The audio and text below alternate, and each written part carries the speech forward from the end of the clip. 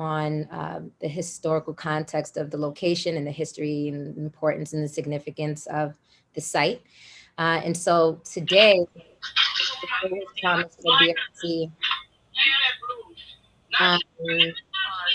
Aisha, can you? I keep forgetting my niece over here. Aisha, can you mute your mic? So, Aisha, can you mute your mic?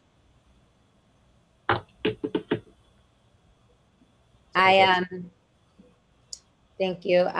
So BRC made the commitment to come back to the community board to share once after they held their series of community conversations to share what next steps and what the vision will look like going forward for this location. And so I'll turn it over to BRC, but just want folks to know that in the midst of us notifying, we notified, all the elected officials about this shelter site that will be for single adult men. We informed the schools that are in close proximity to this location. So they're also they were notified and informed about this project that's coming. All the elected officials, community board, stakeholders like the local communities, the schools nearby, as well as the local businesses in the area. We've engaged and started the early conversations and dialogues about this project and what folks can anticipate and expect for it to look like. And so I just really want to take the time to also thank Miguel, who's been really on the ground in this community, really working to engage everyone and inform everyone about the plans and setting expectations and letting folks know what the goal and vision is of BRC before they move forward with this project. And I think that the feedback that I've gotten from elected officials and community stakeholders is on the ground in this community, really working to engage everyone and inform. That's so weird. Why is it? Setting expectations. Ebenezer, can you mute your mic? The vision is of BRC before they move forward with this project. That's very strange. That is sound great to hear my voice. Well, Leilani, wait till you catch up to yourself. That's odd. Okay, that's a first. Why is it setting expectations? Can you mute your mic? There we go. Okay. Ebenezer, I'm so sorry. Okay. All right. Well, with that said, I'll turn it over to BRC. I just wanted to lay the ground and lay the land out, just to share with folks, about what the shelter notification looked like and explain why we paused and why we, are now coming back to the community to share an update and a readout on the input that BRC has received from community stakeholders as a result of them holding these series of community conversations and where they are now in planning. So I'll turn it over to BRC now. Thanks, Leilani. And as you mentioned, and as he introduced himself, I'm fortunate to be joined by my colleague Miguel, a colleague in many efforts together. And I'm grateful for the opportunity to introduce BRC to Community Board 12 in this setting. We've had many, as Leilani said, conversations in other settings, and we've had many informal conversations. And I appreciate the reception that you gave to Miguel and took the time to walk with him in the community, and even visited, I think, some of the facilities we have, our Safe Haven on 182nd Street, our residents right across the river, not in Community Board 12, but we don't know boundaries. We serve people, and also within the district of Congressman Espaillat, as we are here at 3966 10th Avenue at the southeast corner of 212th Street, right next door to PS 98. So I thought I'd tell you just briefly a little bit about BRC, about why here, why are we in Inwood, why are we at this location, who we are, what we do, how we do what we do, and how we're dealing with the knowledge that we've gained that others have had, but that has been new information, disturbing, but also important and not something to ignore. And then talk a little bit about where we go from here, and obviously take questions. Is that all right, Ariel? Does that make sense? Yeah, absolutely. Okay, thank you. So again, I'm Muzzy Rosenblatt. I'm the president of BRC. I've been with BRC for over 20 years, but I didn't found it. BRC was founded 50 years ago, actually this year in 1971.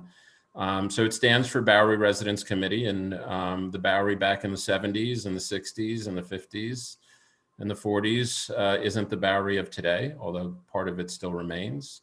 It's gentrified a lot. If you've been there recently, pre-Rona. We were an organization that isn't only 50 years old. We're an organization, more importantly, that was founded by our clients, that was founded by people in crisis, people in need, and people who believed that they could do better if they were given an opportunity, that they had been denied much and had suffered much, but that if people believed in them, if people supported them, if people cared for them, if people, dare I say, and I will because it's so important to our work, if people loved them, that they could become a better version of themselves. That it's really hard to do this kind of work of healing and transforming alone, but with support, they could do better. And the way they lived then, not necessarily by choice, but by necessity, was in flop houses, lodging houses, 4x6 cubicles, chicken wire, no window, a door, and a lot of chaos around them. And despite all that, they didn't give up. But they needed support. So they started it. It was a committee of residents who lived in those lodging houses, a committee of residents on the Bowery Residents Committee, BRC. And many of our programs are named after them. Our Jack Ryan Residence, our Clyde Burden House, our Fred Cooper Substance Abuse Services Center. And so that, I'm not going to go through 50 years of history, don't worry about that. But that speaks to who we are and how we approach our work. Is we don't see problems, we see people.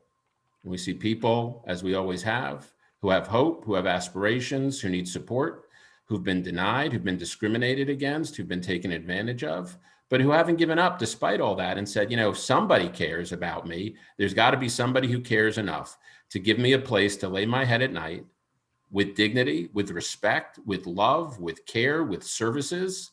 And I'm not going to go to any shelter because even though in New York City, there's a right to shelter, there are a lot of folks who say, I will choose anything but that unless I get to go to a place that's good.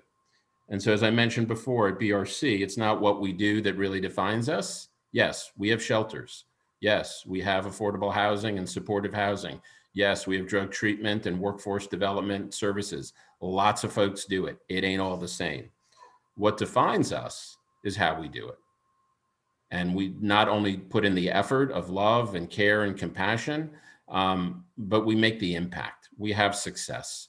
We get it done because that's what people want. That's what they expect. They want to go to a place where they know they can heal. They want to go to a place where they know they can do better. They want to go to a place where they know they can move from homelessness to home. And at BRC, we don't see, like I said, problems, and we don't see homeless people because in my mind, there's no such thing as a homeless person. Homelessness is a situation that people experience, and it's temporary. If it's done right, if it's done well. And so our shelters are places for people who are experiencing homelessness, who've had things happen in their lives that have created crises that have caused them to lose their home. They got sick. They were in the hospital for a while. They lost their room. They lost their apartment. They lost their job. They couldn't pay the rent. They got incarcerated because I don't need to go into a whole conversation about the injustice system in our city and our town. And so now they're out, right? Today we're celebrating the legalization of marijuana that for too many people was a ticket to Rikers. So, and now it's not. And for people of privilege, it never was. And so we're there to help those who need a hand up, who need a place to go, who need a place to heal. And we do it with a robust array of services. And so we do it all over the city now. We don't just do it on the Bowery. That's why we don't call ourselves Bowery Residents Committee anymore. It's also a hell of a lot to say. And people don't say it, and they get us confused with the Bowery Mission, which is another organization. They're great, but they're not us. Or they spell it wrong. They spell it with a TS at the end of the word, and that's a building.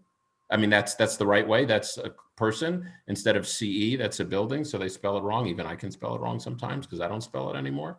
And so BRC is what people call us. It's our name on the street. And that's who we are. And we're all over the city. Like I said, we're up in University Heights, and we're already on 182nd Street. We're not just on the Bowery anymore. And we're in Long Island City, and we're in East New York, and we're in Bed-Stuy, and we're still downtown on the Lower East Side. And we go where people need us, and we go where there's an opportunity. And so we came upon this location at 10th and 212th. And as some, if not all, everybody knows, it's an auto body shop. And it's for sale.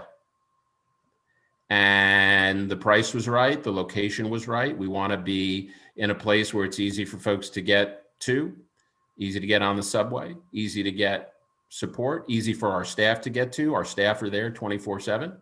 We're going around the clock. We're always present. We're always there. And I'll talk in a minute about our staffing for the program. And so it was a place that worked, and being, near a few of our other programs across the river, that's a good thing too, because of the synergy, the connection that can create. So we came upon the site and started the process, as Leilani said, to design it, to get ready to build it, to get a contract with DHS that obviously led to the notification. And then we learned through that process that there had been this history, not only of cemetery for enslaved people, most likely people enslaved by the Dykmans, that this was part of the Dyckman farmstead back in colonial times, but even before that, that this was a ceremonial site for the indigenous people, the Lenape people who occupied this land even before European settlers came here, and then Africans were brought here against their will. And so that history is significant, it's important, and it means a lot to us as an organization that serves primarily BIPOC, and it is staffed primarily by BIPOC people. We know we can't just ignore that history. But not ignoring it means we can't just walk away either. It's been ignored for what we learned for so long, that there have been voices trying to bring attention to this history and to this site, trying to bring recognition. We know now that this has been a priority of CB12 and the Parks and Culture Committee to bring recognition to this site. And so we felt walking away was not the right thing to do.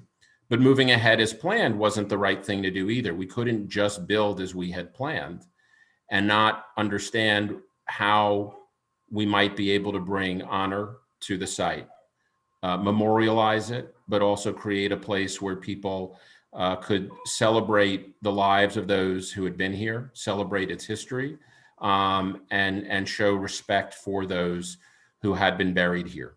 And so we are now, we've been through a series of conversations, co-sponsored by and grateful for the support for the listening from the Office of Manhattan Borough President Gail Brewer, from the Dyckman Farmhouse Alliance, and from many others, Good Shepherd Church and others who have brought their wisdom, who have brought their knowledge, who have brought their experience into these conversations, as I and Miguel and many others have listened to understand, could we move forward in a way that would bring honor and respect and celebrate the history and the people who had been buried here. And so that's what we're continuing to explore. We're not walking away.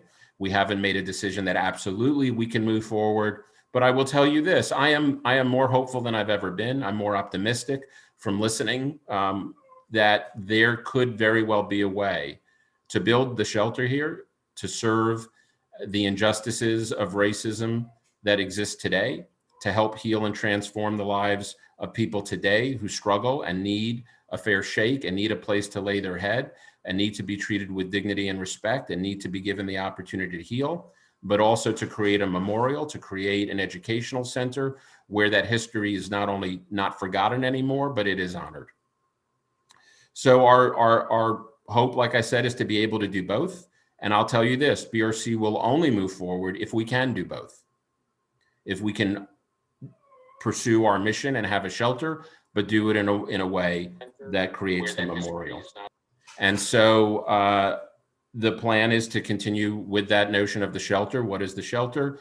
As Leilani mentioned, we would be serving single adults, men experiencing homelessness who go to the city for help and then get assigned to one of many shelters in the city.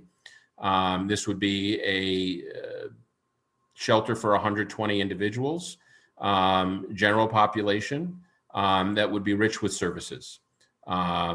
We would have clinical services. We would have access to workforce development, substance abuse counseling, health and mental health care, staff on site to really give people the support they need, to see the person and not the problem, and to give them the chance to heal. And so that's our plan. The site will have, the budget calls for 67 staff.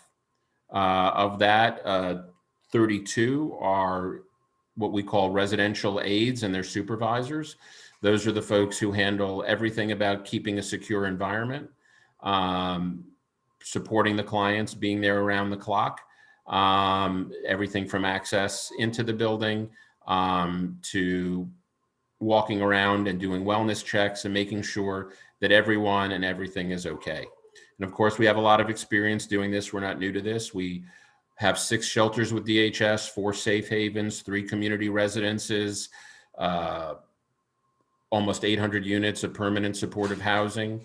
We're the outreach provider. You've probably seen us if you work at night on the overnight and you get off the A train at 207 and Broadway. You've probably seen us there in our orange shirts because we provide the outreach services, offering a hand up to people in the subways as well as on the streets. And always our mission is to help somebody become, like I said, the best version of themselves. Our job is not to move people. Our job is not to make people do things they don't want to do. Our job is to create an environment where people want to do better and where they do better. So like I said, it's not about what we do as much as how we do it. So maybe I'll stop there. Oh, I guess I'll add one other thing, which is that, you know, when we open a new facility, we don't ignore the fact that we're entering a community, maybe a community we know or not. And just because we're in Washington Heights on 182nd Street is not 212th Street. It's more than a mile away, and it's not University Heights. And so not only is our commitment to excellence within the walls of our programs, our commitment to excellence is in the neighborhood, to be a listener, to be a community partner. We start, once we start the construction process, before we even open, we create a community advisory committee. We believe listening and sharing knowledge is important. And we've done that with all our programs. We've done that across the river with all our shelters. We'll do that here, and that will continue when we operate and on a regular basis, probably quarterly. We'll encourage, create a forum, a public forum, an open forum for people to share what's working and what isn't. You know, we've got this dedicated position that Miguel has, but also dedicated in each of our shelters to be responsive to the community if there are concerns, and to be a presence and to be there. We want to be a good neighbor. We want to be a local purchaser and a local hirer.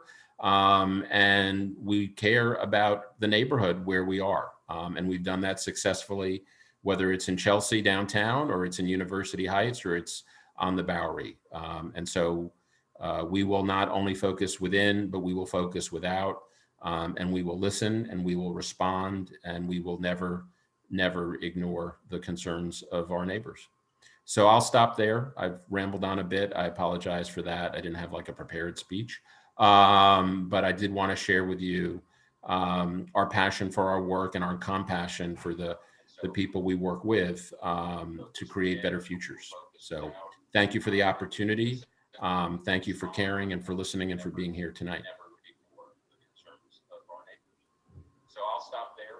Thank you. Ebenezer, could you please mute? Thank you so much. And I'm so sorry, you had also mentioned that you wanted to share your screen, or okay, just wanted to. Thank you. I talk a lot, but I wanted to kind of give you an opportunity. Normally I would say, come see what we do. But during COVID, that isn't that easy to do. It isn't safe. Hopefully soon it will be, to come see our programs, to not take my word for it, but to really get to meet our clients, get to meet our staff. So I do have a short video. It's only like 2 minutes. And if I can share the screen, here we go. It says, no, I'm disabled. If I can, no.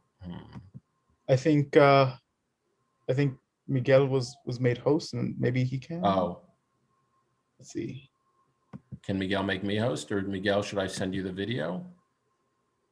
Oh, no, Muzzy's now. Okay. Oh, I am? Okay. Sorry for, you'd think after a year of this, we have this all figured out, right? But not on my end. So I think we're on the same. I think I shared the wrong thing. Hang on. Where did it go? If I can't master this, I'll give up.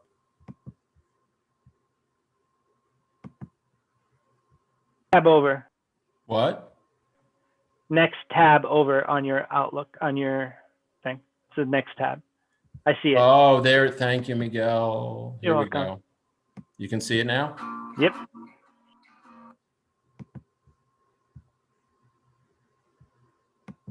My name is Christy Meyer. I am a licensed creative arts therapist. I am an art therapist and a clinical supervisor at BRC Boulevard. Do you want to do some painting? I started volunteering for BRC and eventually found my place here, where I could help people in the process of art therapy. What's the association with flowers? Art therapy is mental health therapy. It's nonverbal. This really helps people who have psychological impairments, emotional impairments. It helps them overcome these barriers in being able to communicate with me and with their fellow residents and with the rest of the staff and with other people in the world. I have some light blue, but I can also show you how to mix it. For someone who's homeless, it's very difficult experience, and it's wonderful for our clients to communicate their thoughts, feelings through this expressive form. He was painting and he stumbled across his own paint. He's a mess. Then they can hang it on their wall. We are here in the New York Public Library, the East Harlem branch on 125th Street, and they have been kind enough to host us for an exhibition here. So it's been really wonderful to be a part of this community. And to end all diseases and sickness, and just everybody just come together and fight for one thing, one cause. We're here to celebrate the amazing art and the amazing work that our clients have done. And the eye is like it's like a mirror as well. An eye is like a mirror of the inner soul or the outer world as well. And the fact that they want to share that, you can really see how much pride they have. This is me. This is my art. I love to show it off. What I'm going through in life, trap represents that exactly. I feel trapped. When I'm actually doing my art, I feel relieved. I don't feel like I'm trapped anymore. I feel free. Yeah. We might not have any idea what their experience has been in the past or while they were making art, but just the sheer fact that they want to share that piece of themselves and be proud of it, that's just really a beautiful thing.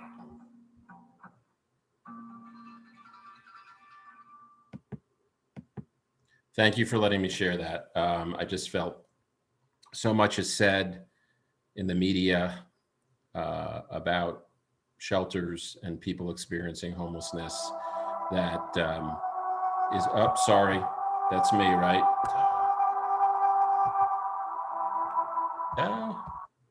Sorry about that. So much is said that is so wrong, so hateful, so harmful. But this is who we are. This is what we do. And this is just to give you a sense of what, if we move forward on this site, we would, the love and the care and the people who would be here as well. Thank you.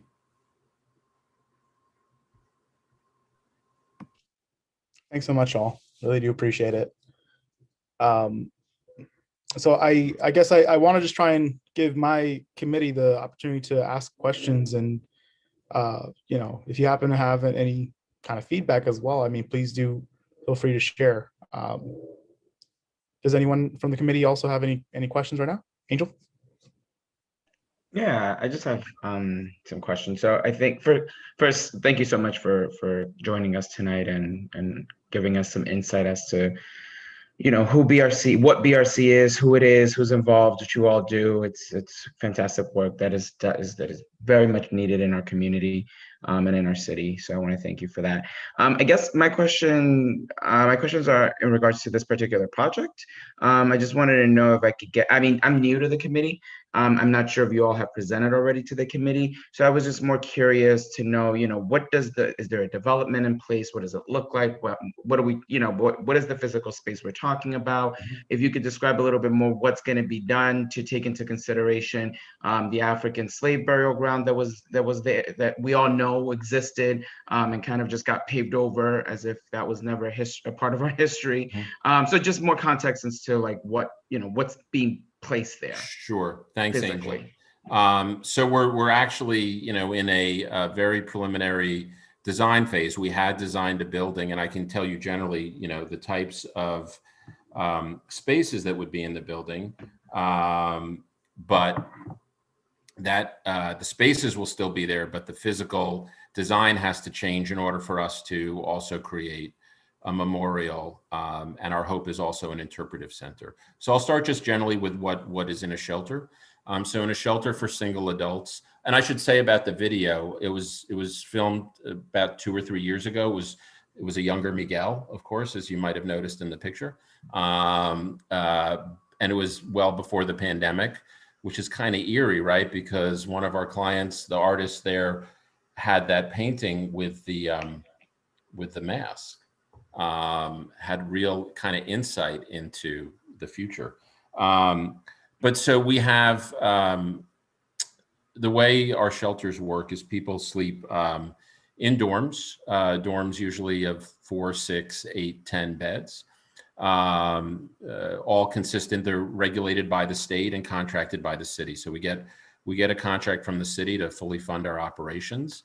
And then the state is the regulator and comes and inspects, as does the Coalition for the Homeless as well, under the city's settlement of the lawsuit that goes back many years. The building will have, and it's really important, and we'd be happy to take you on a tour of the shelter that we have across the river, because the shelter has been relocated to hotels, as so many shelters have. But you'll have dormitories for individuals to sleep with lots of space. And when somebody is assigned to the shelter, that's their bed. It's not like they have to leave every morning with their bags and hope that they get a bed again the next night and line up for it. That's their temporary home. It's their dorm. It's their place of residence. It's their address. And that's their bed, and that's their locker, and that's their space. And they can hang their art over their bed, and they can have their books out, and they can have their things, and they do, and they feel a sense of calm and peace in that space, and that's really important. And obviously, access to facilities to bathe. Then there'll be a large cafeteria. We cook all our own food. Because we also think what people eat and how people eat. People should eat healthy food, freshly prepared food. And so how we prepare the food, we do our own cooking. We'll be cooking in our kitchen across the river and bringing it over here. We also do our own maintenance. We don't outsource really anything that we do. And many of the people, I should say, who work at BRC, particularly who work in our kitchens, who work in maintenance, but also who work in social services and operations, are former clients. Mm-hmm. We don't have a double standard. They have to meet the same requirements as everybody else, but they bring a special experience to the work and a special commitment to the work. And if that's the work they want to do, be it direct with a client or in cooking or maintenance, we welcome them, and we've had great success with that. So there'll be a cafeteria, there'll be lounges where people can go during the day or the evening. Usually we have one lounge that is for TV or sports or whatever, and then another one that's more for quiet reflection. We'll have clinical staff on site, we'll have case management offices, we'll have plenty of storage space for people. We'll have some space for outdoor recreation within, because we know people like to get outside if they can for a little bit. So that's generally the model, the design of what we do. Some of that we're going to scale back a little bit in order to figure out how do we incorporate a memorial, not just a plaque on a wall, but an actual space that will commemorate the history and the people who were buried here. And I'm very fortunate to be working with Peggy King-Yorday, who's participated in all our listening sessions.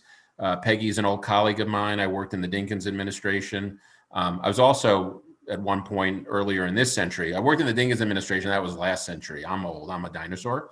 But I was a member of Community Board 3 Manhattan for many years. So I completely respect and admire the commitment and the sacrifice that community board members make voluntarily to do this work. And particularly to do it during a pandemic where it's even harder and the rewards are less, because I always love seeing people and, just going out after community board meetings. And that's not as easy to do anymore. But going back, so Peggy is advising us.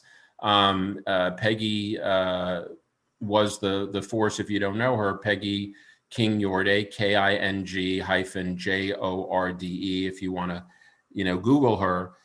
She was a driving force behind the establishment of the African Burial Ground in Lower Manhattan that is now a national monument. Mm-hmm. When Peggy and I were sharing cubicles in the Dinkins administration was when the city first learned that on a site in Lower Manhattan, hundreds of people had been buried and were still buried. And Peggy was a force to be reckoned with that said, we can't just proceed. And she worked diligently with the support of Mayor Dinkins, of course, to create the African National Burial Ground National Monument. It is now a federal historic place. To create an interpretive center inside the federal building that was built, where education and ceremonies continue to this day, obviously not during the pandemic. And so I reached out to Peggy and I said, would you be willing to, we've discovered this, would you be willing to help us shape and explore the possibility of creating another memorial and creating an interpretive center on site? And so she's working with us. We've established an advisory group. We reached out also helping us, as I mentioned earlier, but really another incredible asset, both as an institution and as a person in CB12 is the Dyckman Farmhouse and the work that Meredith Soren Hursford's been doing there since she took over and focusing on the history and not just, colonial history as we were taught it in grade school, but, the more sinister side of it, of how the Dyckmans actually became so rich and on whose back they earned their wealth. Right. And so, I was up just with Meredith 2 weeks ago at the farmhouse, seeing the exhibit there, and really wanting to amplify her work and the work that Cole and Don and so many others have done to bring this history. The Alliance has done some really amazing work. So they will be guiding and shaping how we create within the walls of this building and outside the walls of this building, a place for everybody to come together, for everyone in the community to come together to bring honor, to meditate, to mourn, to celebrate, and to learn. And so we're committed to creating spaces to do that. That was not part of our original design because we had no idea. And this advisory group that we've established, and I think we've invited Community Board 12 to join, and the Borough President's Office, and Meredith will be the chair of the advisory group, to advise us on how we can make that coexistence happen, and in an integrated way, not as a a partitioned and segregated experience, but an experience that we can all share in a meaningful way. Our hope is to also work with PS 98 next door, and with the other local schools and high schools. We had some wonderful young people. There was a wonderful young man, a high school student, I think still, in Senator Jackson's office, who came to one of the sessions and spoke so beautifully about learning for the first time things that he didn't know about New York's history of enslaving people, and how long that lasted, right, until 1827. And so, I really think that if we move forward, there's going to be a great opportunity to create those spaces, but we don't know yet what those are going to look like. But I have no doubt that they can coexist within what the zoning allows, within what the bulk allows of the site. We're not going to build bigger than what the site allows, but I think we can build something that is a shelter of excellence, but also an educational center and a memorial of excellence as well. Thank you for that. That You're welcome. sounds great. So quick follow-up. I do have a follow-up question. What does the zoning actually permit in terms of height? And then what would be the capacity of people that can stay at the shelter? I don't have, I'll get you, we've done the zoning analysis, I'm sure, but I don't have it. But one of the things that is important to me is I don't believe in changing zoning. I believe in working with the zoning that's allowed. And we don't seek variances for our buildings. We do it as of right. So we'll find out what that is. Because we're right up against the elevated tracks, there are some rules about distance from the tracks. So obviously we'll respect those. And we also obviously want to integrate it with the rest of the community as well. The entrance right now, we're thinking will be at the corner at 212th and 10th, which is, the furthest point from any other entrance that's adjacent to us, right? So we want to be equidistant both from the entrance to the school and from the businesses on down the block on 211th. Okay. So that's not final yet, but that's kind of our thinking there. In terms of capacity, the number that we're looking at in terms of beds is 120. So there wouldn't be more than 120 people sleeping there any night. Thank you, David. We've got, it will not be a 16-story building, David. There is no way. David's in the chat. I don't know if the audience can see the chat as well. There's no way it's going to be a 16-story building. So that's the capacity. You said 120, just to confirm? At most, that's the most that it would be. And on average, what's your turnover rate in terms of clients? That's a great question. So people stay, there's no limit to how long people can stay. Our goal is for people to have people stay. Too often in too many shelters, people don't want to stay. They get there because they're desperate, and then they stay in the shelter and they get out as fast as they can, but they don't finish healing. So our goal is to start the healing process right away, to start the process for applying for housing right away. And so I think the average length of stay in a BRC shelter it's under a year for someone to come in, get stable, apply for housing, and compete. As you know, I'm sure it is a highly competitive environment out there. And so we advocate very aggressively. We even have people on the team whose job it is solely to aggressively find housing opportunities and advocate for our clients and help our clients navigate those opportunities. So the average length of stay in our shelters is generally under a year to a successful outcome. And most of our clients who come through do succeed. Okay.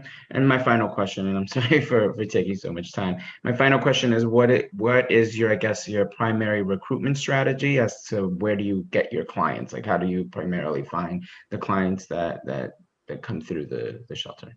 So the city, you know, we are part of the city's shelter system. Most of the shelters in the city are run by nonprofits that the city has hired to be part of their system. Like I said, we have 6. So somebody who is seeking shelter for the first time would have to apply directly to the city. They have a central intake site. For men, it is downtown on 30th Street. And then they are assigned first to an assessment shelter. There are 4 of them. There's one at 30th Street. We run an assessment shelter in Greenpoint, Brooklyn, 200 beds.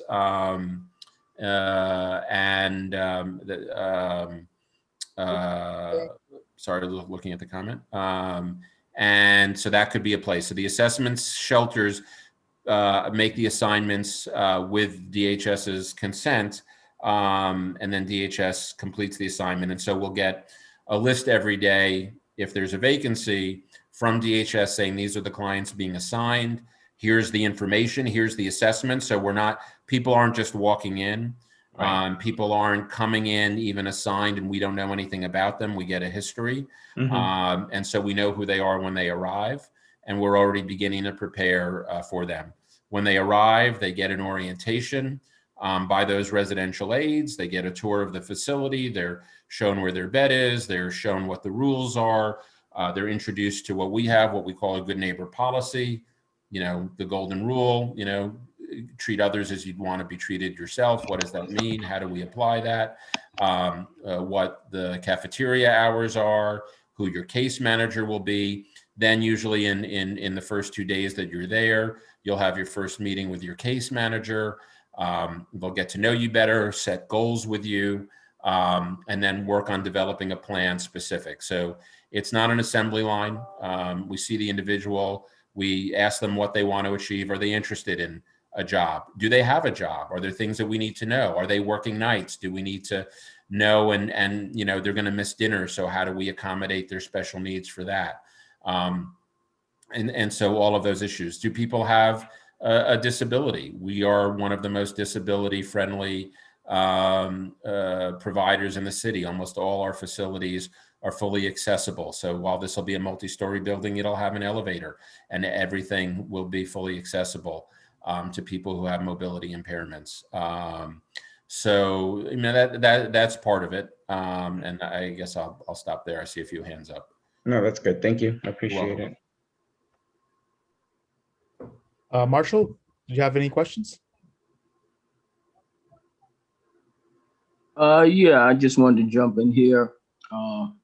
Well, I don't know. We didn't have introductions tonight. I'm Marshall Vanderpool. I'm the first vice president, Dyckman Resident Association. And I wanted to try to fine tune the location that's proposed. You said it's like 212th and 10th Avenue. You're not talking about there's a BP gas station. Is it north of the BP gas station? Yeah. Okay, so this is closer to, okay, all right. And this is an existing building, you're saying, that's already constructed, but it's an auto shop? Right. That's a great question, Marshall. So right now there's a 1-story auto body garage. So some of it is set back from the street. There's like a lot out front, but it's between 211 and 212 on the Isham Park side of 10th Avenue, right? The other side of 10th Avenue is the IRT MTA yard, right? So we're across from the yards. Down at 211th, there's a restaurant. And then as you go up the block, there's like a parking lot and the garages are set back, like a 1-story garage where you pull your car in and, you know, a high 1-story, right? Because he's got the lift. And then on the corner is like the office where you'd go in for the garage. It might be a 1 or 2-story building, I think. And so if we go forward, we would first demolish the buildings that are there. And then we would begin construction on a brand new building. It would be a brand new building. And how many stories are we considering? We don't know yet. You know, David said in the chat, it could be as high as 16. It will not be as high as 16. But I don't know yet, because in order depending on how we create the space for public access to create a memorial, we may want the building to be a narrower building so that there can be a public outdoor space. And so if it's a narrower building, it might be slightly taller than if it was a wider building, but then nobody could get access to the space, and then it could be shorter. So those are some of the challenges we're weighing right now, is where would the memorial be? How big would it be? And that's separate from an interpretive center. And then based on that, how do we still get a shelter in there that fits within the zoning as of right, but is big enough that the city is willing to give us a contract, right? Like you said, well, make the whole thing an interpretive center and just have like a 20-bed shelter. Then there'd be no shelter because the city would never give us a contract for a 20-bed shelter. And then it would be the auto body shop and it wouldn't be anything.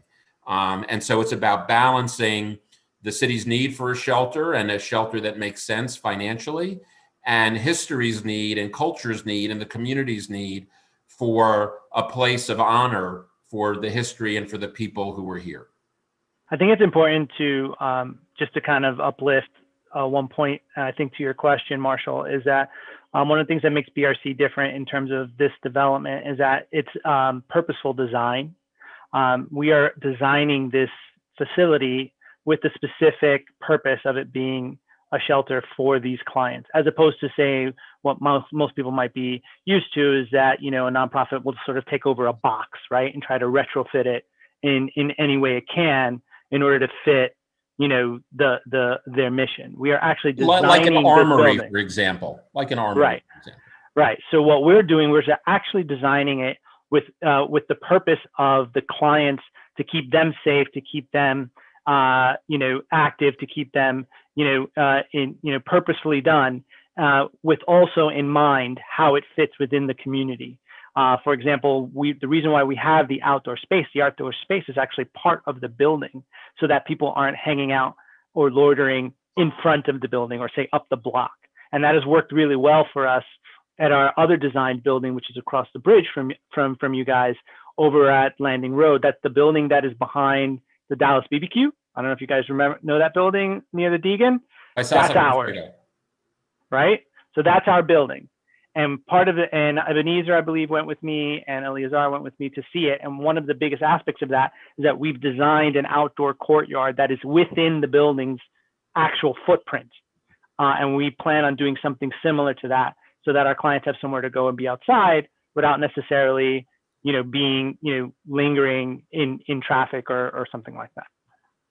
So let me just understand. So I recall with, I guess, BBQ, I guess when you go back, there used to be a club back then. I guess there was a parking area. That's your building back there? Jimmy's Bronx Cafe. I remember it very well. Jimmy's Bronx. No, he's behind the old talking Jimmy's about Salsa con Fuego, which is still there. Oh, yeah. Salsa con Fuego is still there. Before it was right, and then BBQ, the parking lot. So, yes, Marshall, we bought the parking lot from Salsa con Fuego. Right. So most people say they paved Paradise and put up a parking lot.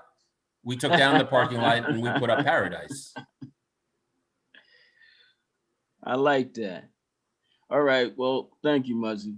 You're welcome, Marshall. And Miguel, there was a question about outreach. Do you want to talk a little bit about that?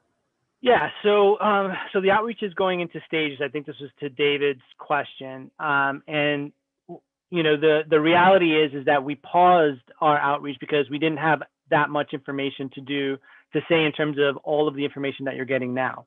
Why did we pause? Because when we found out that there was a history involved with the site, we needed to make sure that we wanted to proceed with the building of the site and how we would potentially do this before we commenced to doing the outreach again. So in essence, this is a restart of that outreach. And as we get more plans, we'll be informing more people. So that's kind of where that goes. And literally, this was all done just before the, late last year, when we found out, and then we're restarting it now that we have the intention to strategize toward that end goal. And you'll learn more almost as quickly as we do through that end. Hi. My colleagues actually stated many of the questions that I had. You spoke about like a different, not intake process, but on a daily basis when your clients will be coming in, like they won't be subject to sanctions where they'll have to pack up and kind of like redo intake and come in. Can you tell us more? It seems like a very compassionate model, which is something that we definitely have talked about before in this committee, as well as I do a lot of activism around in the housing arena. It's something that are definitely always talking points on our list, the experiences that people have in the shelters. And it seems like you're approaching a middle ground between what would normally be like a normal living situation and a shelter. Can you tell us more about what your processes are going to be in that regard? Like what instead of that sanction where they would have to pack up and redo intake, what are you going to be implementing to accommodate for the needs of DHS versus, your in-house policy? You said that so wonderfully, Aisha, in terms of appreciating the kind of balancing act for us between being a part of the shelter system, which has rules, which we accept, so that we have the opportunity to do the work, and then how we apply those rules and do so in a compassionate way.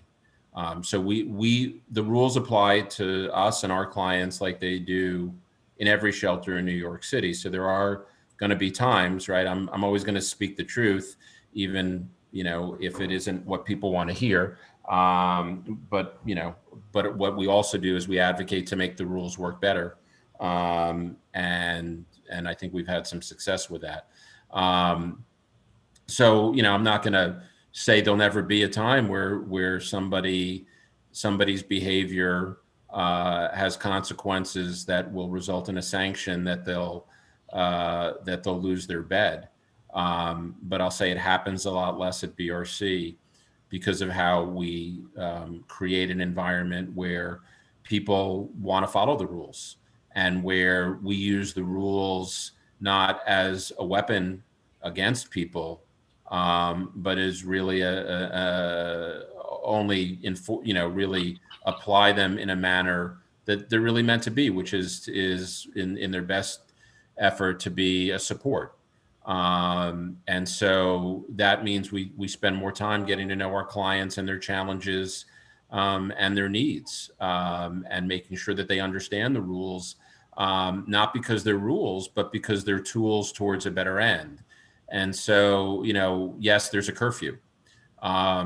So, it's not, oh, you better be in by 10 o'clock or else, because we have this power over you, though technically we do. It's like, tell us how you live. Tell us how you want to live. What time do you want to sleep? What time do you work? How can we make these rules work for you? We want you to succeed, and hear the rules. And if you think these rules are going to be obstacles for you, when we do that initial orientation that I was talking about, then let's figure out a way that they're not an obstacle. Let's figure out a way where we can't change the rules, but we can make the rules work for you, right? So understanding that you have places to be at night that might be good places for you to be, then let's make sure that we get you a pass, right? Let's make sure that you think, oh, you know what? I'm going to be away for a week because I have family business to attend to, or I'm sick and I'm going to be in the hospital.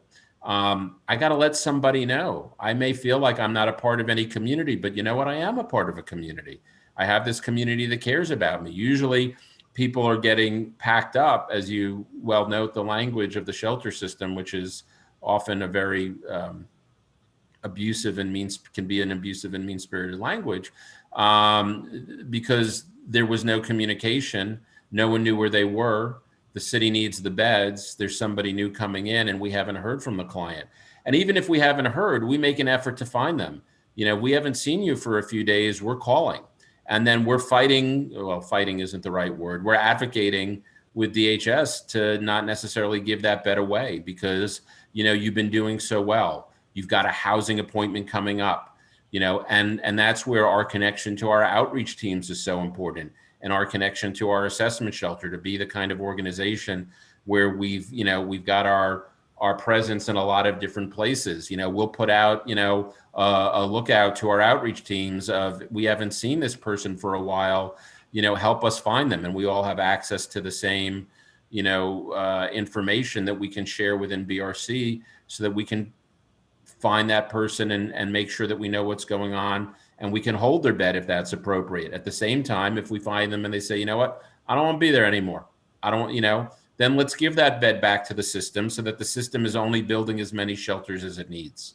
But if we do our work well, then it's not going to never happen. I won't lie to you, but it won't happen that much. And when it happens, even then it's about doing it in a caring way. It's about finding another place for you, helping you get to that place, not setting you up to fail, but setting you up to succeed. If we've got to take that bed away, if that's what the system says, is that what the rules say? If the consequence of the behavior was so significant that for safety reasons, sometimes for your own safety, right? Let's say you got into a disagreement with another client, that maybe it's better for you, may not be fair, but it may be better for you to go to another shelter, then let's help you make that happen and do that again in a loving and caring way. So even when we have to enforce the rules, and we will have to enforce the rules, we're doing it compassionately. And I think, like I said, if we do it enough, then the rules won't get broken that much. I don't know if that helps. Yes, definitely. And I wanted to know two other things in regards to the art demonstration that was shown. Does that come from like an art therapy model? Or yeah, so we have a large clinical team, including licensed clinical art therapists. So we do art therapy, as you heard, that was our art therapist, one of our art therapists, and we'll have space in the facility for doing that kind of work as well. Okay. And I should also note that we embrace volunteers. We get well funded, and we demand that we get well funded, so that we can bring on the clinical team, the clinical and social services team, from case managers to a psychiatric nurse practitioner to a substance abuse counselor to social workers to a certified nursing assistant. We'll have 24 members of the social services and clinical team for 120 people, right? So that's 5 to 1 just on the clinical and social services people, another 32, like I said, on the operations side.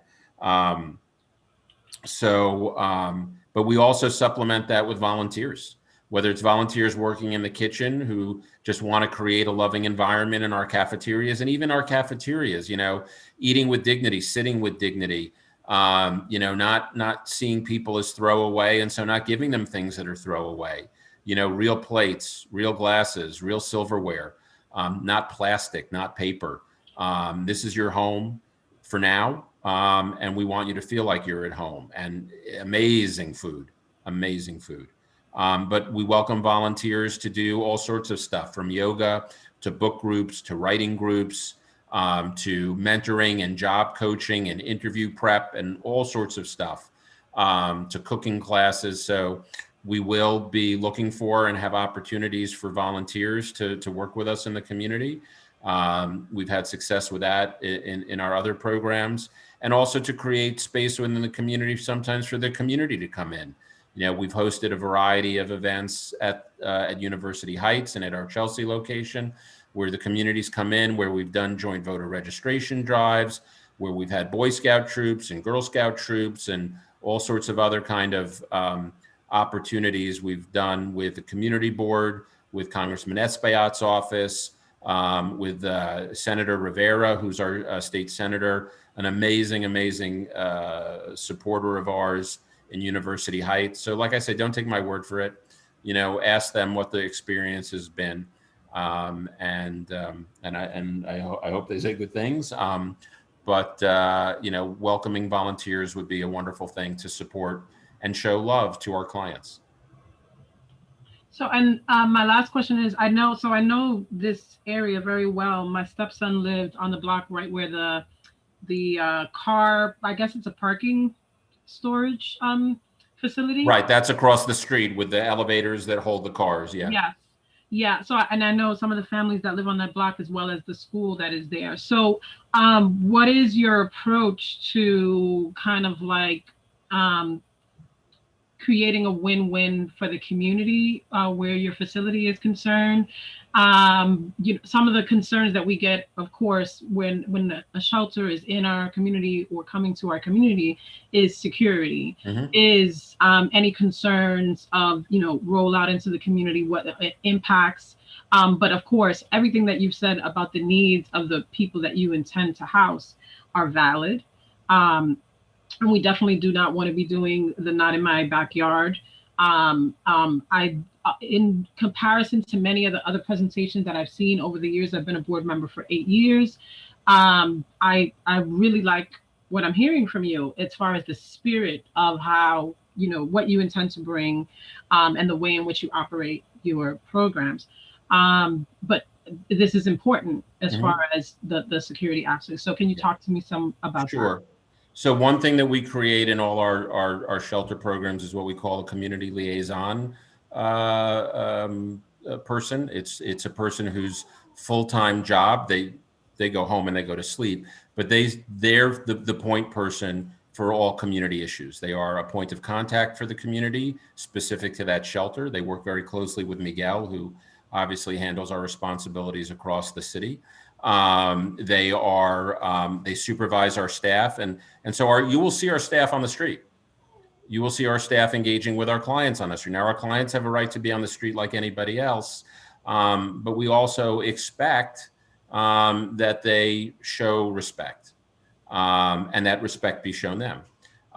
We have no authority over other people, but we do have a responsibility to and with and for our clients. And so we will engage with them, not to tell them that they're breaking the law, because they're not, and we're not there to enforce the law, but to make sure that they're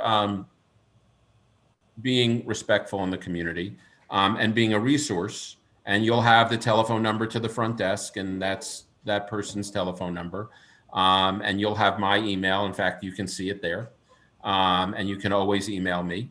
And if I get an email, then Miguel gets an email. If Miguel gets an email, the community liaison officer gets an email. And if there is a situation, if something isn't going right, we'll address it. But we take a very proactive approach to that. We also, some shelters lock people out during the day. We don't do that. Yes, we want people to be out and doing things. We don't want people doing nothing. We want to create environments for people to heal and transform, like I said, and whether it's going to an art therapy class within the building, or it's going for a doctor's appointment or a housing interview or a job interview or whatever it is. But, that's not, from 8 a.m. to 8 p.m. And so people come and go all day long. If people have done what they need to do that day and they're coming back and they need to rest, or they want to just hang out with their friends in the lounge, or they want to watch, whatever they want to watch or read a book, then come on back. And so we operate in a manner that we don't, and again, creating outdoor spaces. So if people want to be outside, they can be outside while they're in the building and not have to be outside on the street, because there's no alternative. So again, people have every right to be out on the street, but it shouldn't be because they have no alternative. And so we create those positive alternatives for people. So all of that is factored into how we do that. So you will see the bright orange BRC jackets all day and all night, looking for and interacting, going into stores and talking to folks. And if a client is, and hopefully our neighbors will have the same love that you voiced, Aisha, and we'll say, hey, we saw this person, we see him most of the time, he didn't look too good today. That would be wonderful for us to know, because we all have bad days. If you struggle, as so many of our clients do, with substance abuse and you're in recovery, if you relapse, it happens, and we want to know about it, not so we can sanction you, so we can help you. We have residential drug treatment at BRC. So again, to your point about getting packed up, we're not going to pack you up because you're using, but we're going to encourage you to go to another BRC program temporarily and hold your bed for you when you come back. And so those eyes and ears, and the community being the eyes and ears and doing it with love, is how we make good things happen. In terms of outreach to the school, let me turn that over to Miguel, because I know he's been in communication with the principal as well as some others there. And I think he can speak more precisely to that than I can. Yeah, I mean, it's it's a very, very quick answer. We absolutely have begun conversations with the principal and with the parent coordinator over at PS 98. We're looking to set up meetings with them, and then eventually, I'm sure we'll be speaking to the larger 98 PS 98 community as well. Thank you. So I think as a matter of board process, I think we might want to loop Faye Floriman in regards to the school's proximity so that a conversation can be had in that regard. Lastly, it sounds like there are things still being worked out specifically regarding the slave burial ground and how you're going to incorporate that into your plans or not. So will you be coming back to us when this is all more settled, and what's the timeline for what that looks like? And lastly, I just want to give rise to many of the comments that are coming through in the chat from some community members. Like some things that they specifically asked is like, what types of disabilities do some of the clients have? What types of challenges are they facing? So yeah, let me deal with a few of those. So we will come back as many times as you'll have us. Depending on how often you invite us, I can't promise we'll always have something new to say. But when we have something new to say, we'll let you know and come back. And as I mentioned earlier, we'll also be creating our own community advisory committee that will be ongoing during the entire construction process and during the entire operations, and that'll meet at least quarterly, and there'll always be a forum there to ask questions and get answers and share information with us. In terms of the population, it's a general population shelter. It's not 100% any one category of need, other than it is single adult men. And so we will have the resources. Oh, it's nice to see you.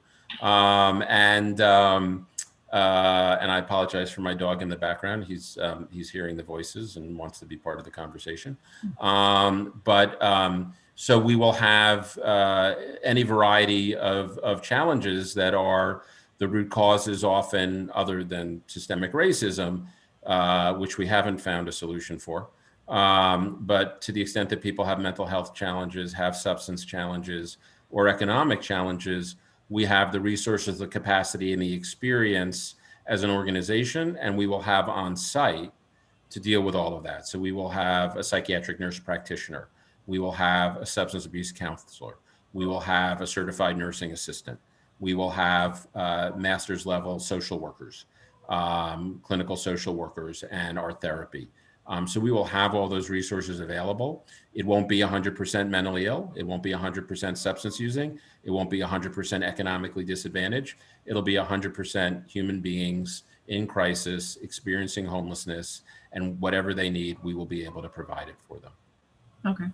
And so you're saying it won't be 100%, but will you be serving the SBMI community, severe and persistent mental? Yes, definitely. Yes. We have a lot of experience with the seriously mentally ill population. The shelter that the art therapy program video came from, which is the Boulevard Shelter at 2027 Lex at 124th Street. It's not there right now. It's in a hotel in Brooklyn. And that's not a building we built. That's a building we inherited. That is a 103-bed shelter for single men, all with serious mental illness. So we have a lot of experience with that, and in other shelters as well. But this will be on any given day, a mixed population. Thank you. Mm-hmm. You're welcome. Thank you. Thank you. Angel, you had questions? Yeah, my question is actually for Leilani. I just wanted to get a sense from you. What role does DHS play in this project?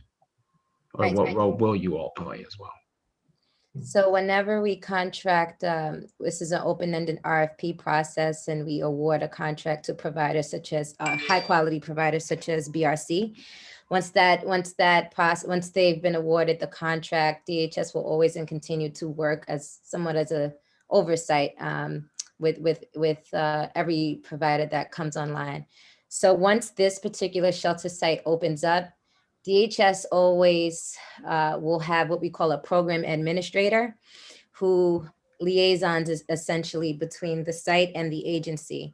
And so whenever there needs to be a transfer made, BRC would inform DHS. We would go in our system to see where there's vacancies to make that transfer happen. Whenever someone's coming into what Muzzy was referring to earlier, intake, where single adult men would be coming into, which is 30th Street, men's shelter intake, we would basically make the placement and this is how it works with the entire system.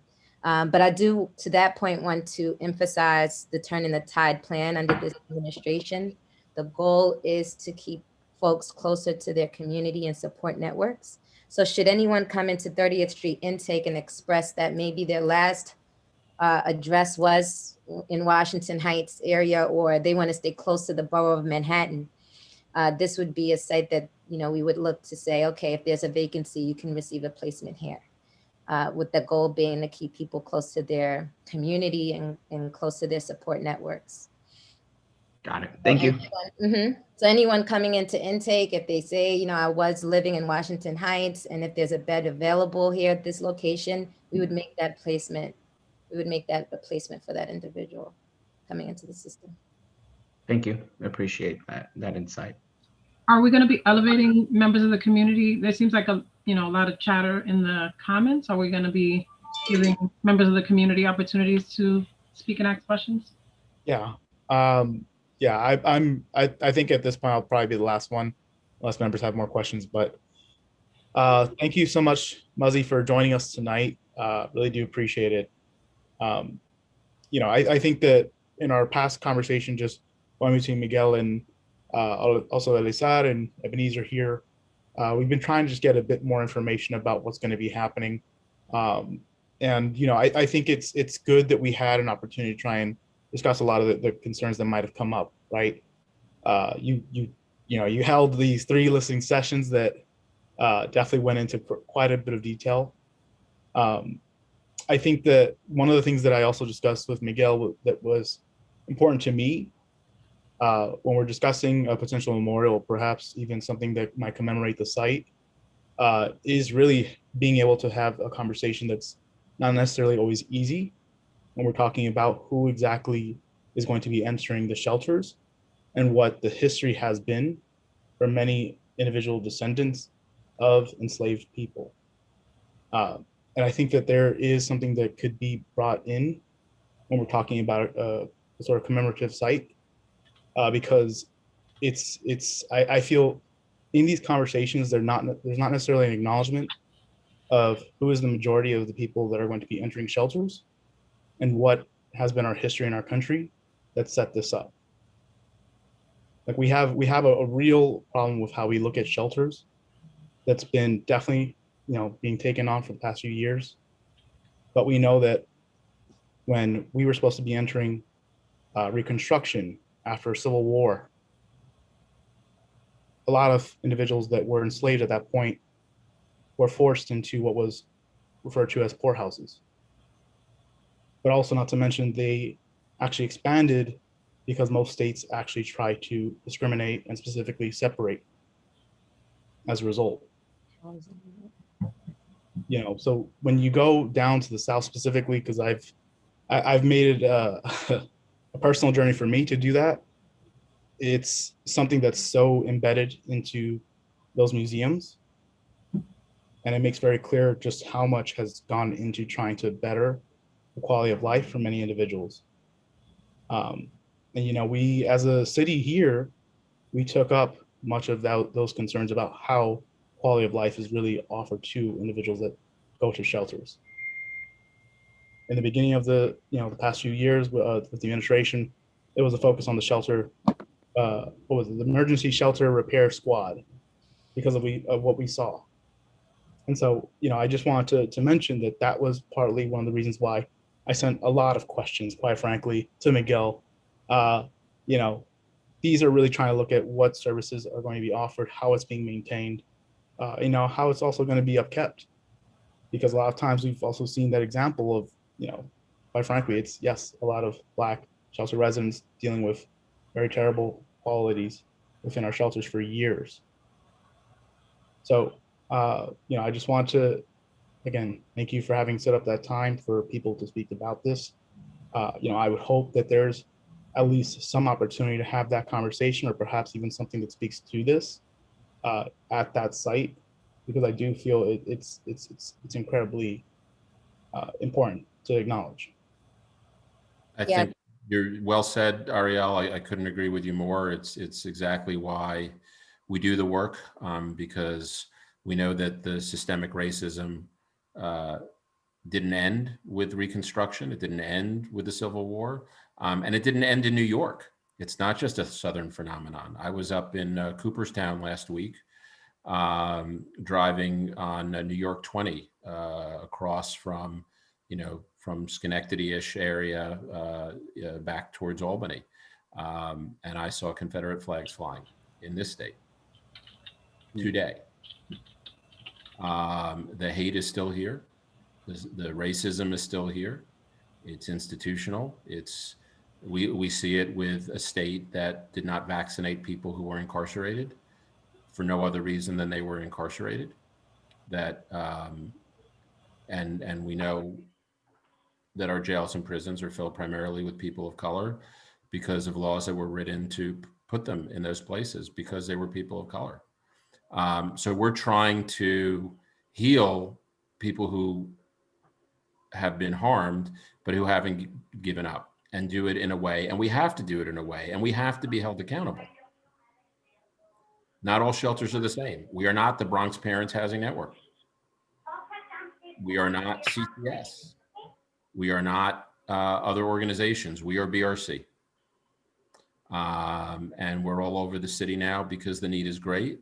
And because it isn't just about meeting the need, it's about meeting it with love and meeting it well. It's why we not only hire from our clients and give them an opportunity for a career path at BRC, but also because how we clean and how we cook is not something we're going to contract out to somebody else.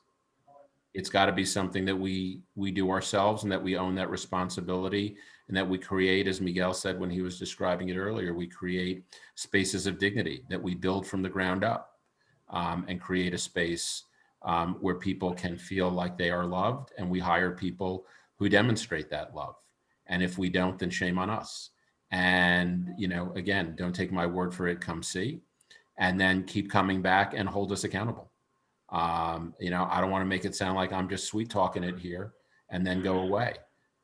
You'll continue to see me, you'll continue to see Miguel, and to have these conversations. And, and again, I'm not saying we're perfect. I'm not saying we don't make mistakes. But I think we're guided in the right direction, and we're guided still knowing that we work in service to others, in a community, in a state, in a country, but even here locally, where we are still trying to overcome the horrible harm that's come from racism, not just in the hearts of people who hate, but in the laws that govern us, and continue to govern us. And all we can do is do our best to repair it and change it. And that's all that we're trying to do. And we can only do that if others give us that opportunity. And then, like I said, hold us accountable.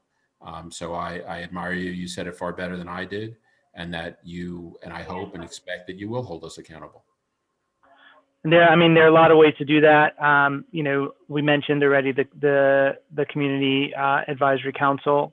We want to encourage anyone within this community board, or anyone listening, to join it or participate in it when we do have them. This isn't happening. This facility, this shelter, this home isn't happening tomorrow. There's a long road ahead, of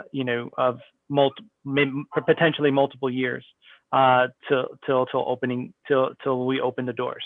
So there's a lot of opportunity and time for you guys to get to know us, to take tours of our other facilities, to do your research in terms of the work that we do and the programs that we run, and to ask us questions and get the information. We'll give you the information as we have it. In terms of this particular location, that is very fluid right now. That's just the reality. But as things start to solidify, we consider the community board and the community to be our partners in this, and we will make sure that you are informed and that we get your feedback and we take your feedback to heart. Right. And to Miguel's point, it's about 2 or 3 years before we open. And when will the advisory council begin, and how do people sign up for that? So closer to the site's opening date is when the Community Advisory Council Board will be implemented. But prior to that, I think Mazi was getting ready to allude to the fact that folks they're interested in identifying viable community stakeholders who could be a part of this advisory board. So if there's anyone from Community Board 12 or anyone in the community that you know of that would be ideal to sit on this advisory board, it's always great if we can incorporate residents who live in close proximity to where this location will be. That would be great to let us know who they are so that we can start compiling this list and forming this group in advance of the site opening. But the meetings won't start until the site becomes live. Thank you. Can I actually just ask as well, Mazi, for this coming shelter site, would we expect it to be essentially run on a similar model, either that of would it be supportive housing, or perhaps even a housing first sort of approach? I mean, just from the description, it seems as if it's supposed to be modeling a lot more of housing first. It's not supportive housing. It's not housing. Just to be clear, though we do a lot of that. That isn't what we're building here. When we first were designing it, we were going through the zoning before the lawsuit, and even though the lawsuit was overturned, we were sticking to the original zoning, not the rezoning, which at that point, this was a commercial space, as I think somebody put in the chat. It wasn't zoned for residential, and so we didn't do housing here, though we've done housing in other places. So this will be transitional housing, but very much we support a housing first notion, which is, if there were enough housing, right, it's really a supply and demand challenge as well. There are many folks in shelter who are ready for housing and are ready for housing the day they show up in shelter. But there isn't a right to housing, there's a right to shelter. Serenity prayer is pretty big in BRC's world. And so while we are trying to use the power we have, we also know how limited our power is to change things. So we're changing the things that we can.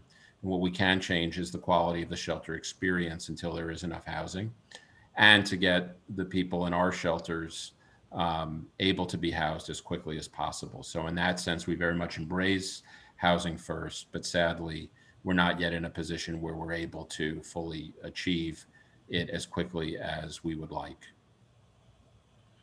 Okay. Yeah, and sorry, just to clarify, I don't mean to say that everyone who's going to enter into the space will immediately be getting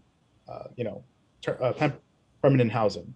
I more so mean it in the sense that we're going to try and lower barriers for entry, not necessarily try and keep folks saying that if you don't make this one responsibility, you're out, because a lot of times through those studies that were focused on housing first, you saw that was the reason why people couldn't eventually make the transition.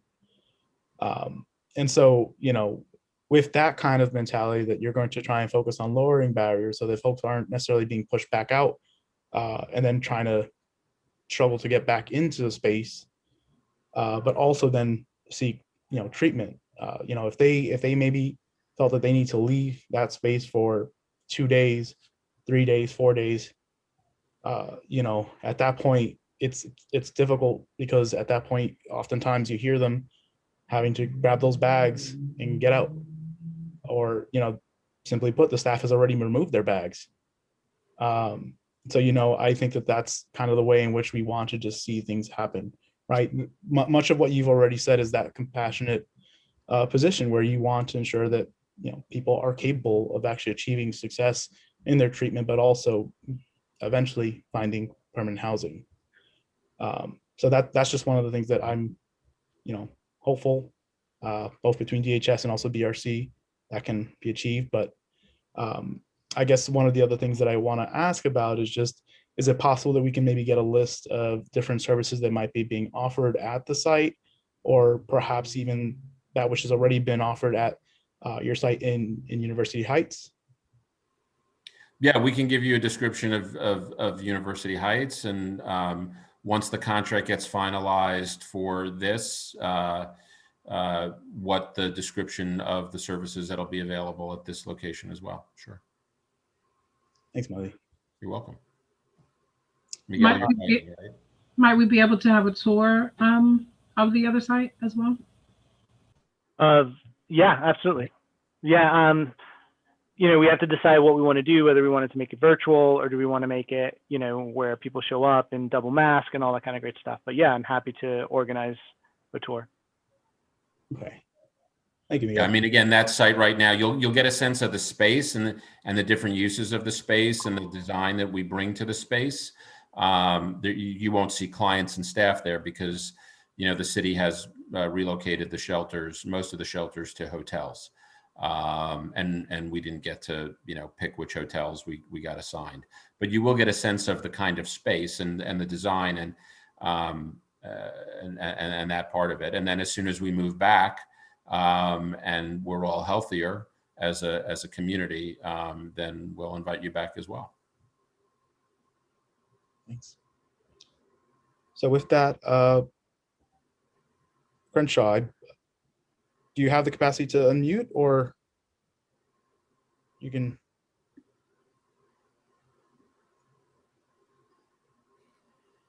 See if I can maybe. Oh.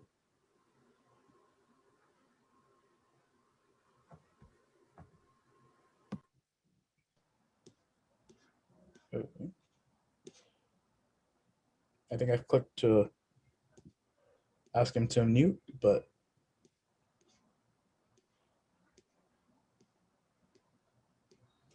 okay. Do any of our attendees also have any additional questions?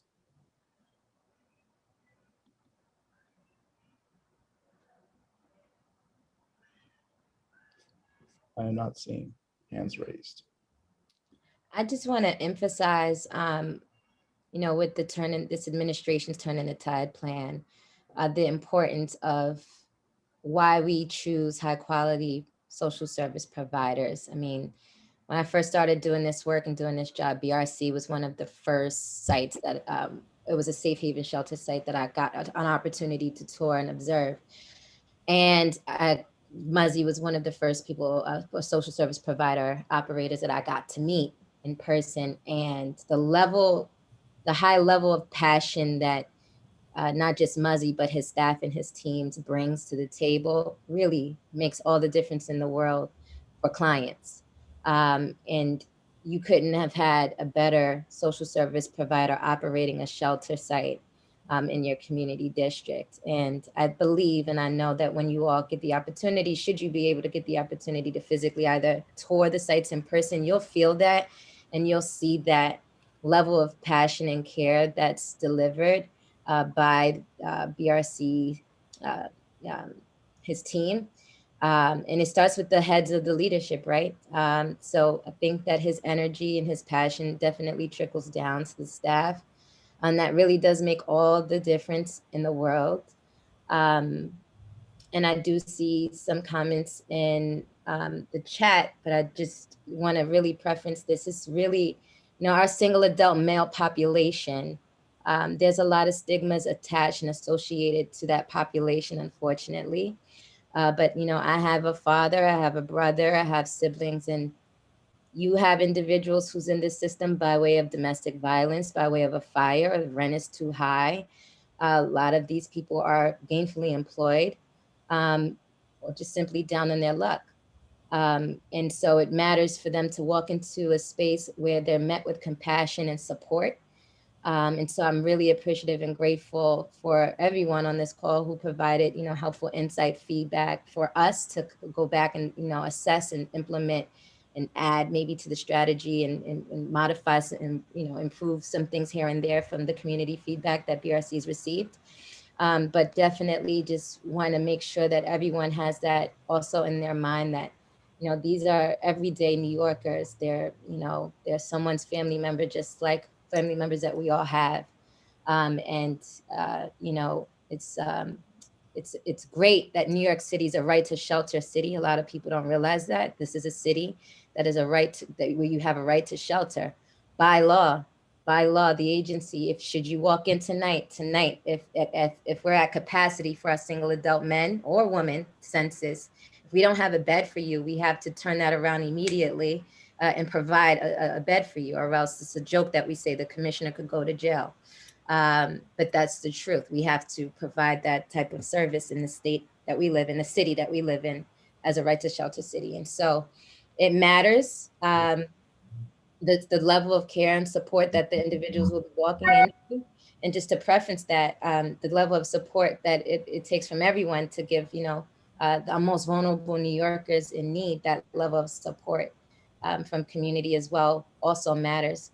I just want to share a quick story. There's a site, actually 30th Street, which is the largest shelter site in, I want to say, possibly the country, but they have 800 beds.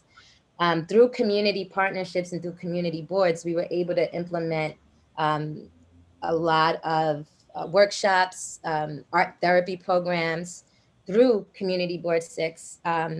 And so much success and promising opportunities have been presented to the men at that shelter site. We were able to connect them to employment opportunities and then some. And that's just all through having a community advisory board where members on that CAB were able to deliver supports and services and workshops and other recommendations that we can offer our clients who need them. Lots of folks donated computers, books, they have a library now. So those are the type of promising partnerships that we look forward to, especially to work with your board and others in community who can, help be a support to our clients as well in need. Because I think in every community there's a lot of hidden figures, so to say, and a lot of advocates and a lot of people doing phenomenal work in community who can definitely be of support to our clients that we service on a day-to-day basis. And so we look forward to partnerships such as that we can also, facilitate through the Community Advisory Board once it's formed.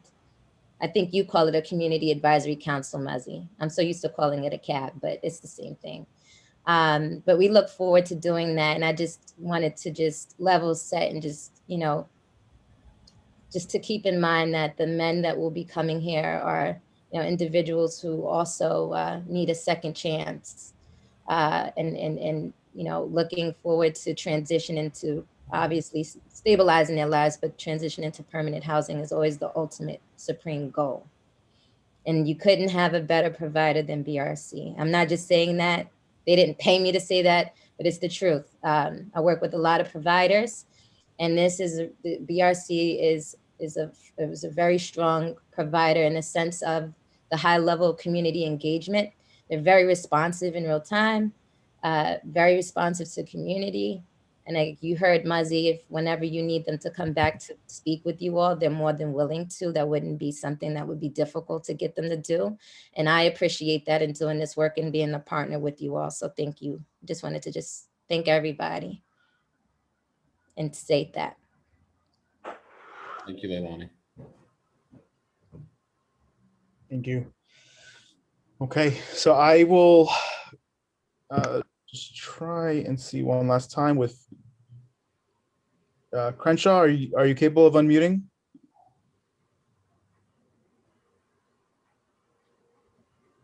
Hello. How's everybody doing? Good. Good. How are you doing today? Doing well. Yeah, I'm just here Good to to hear from listen. you. I'm just here to listen and keep abreast of what's going on. okay. Sorry, I thought you had your hand raised because you had a question. Nope. Okay. Well, thank you so much. Okay. All right.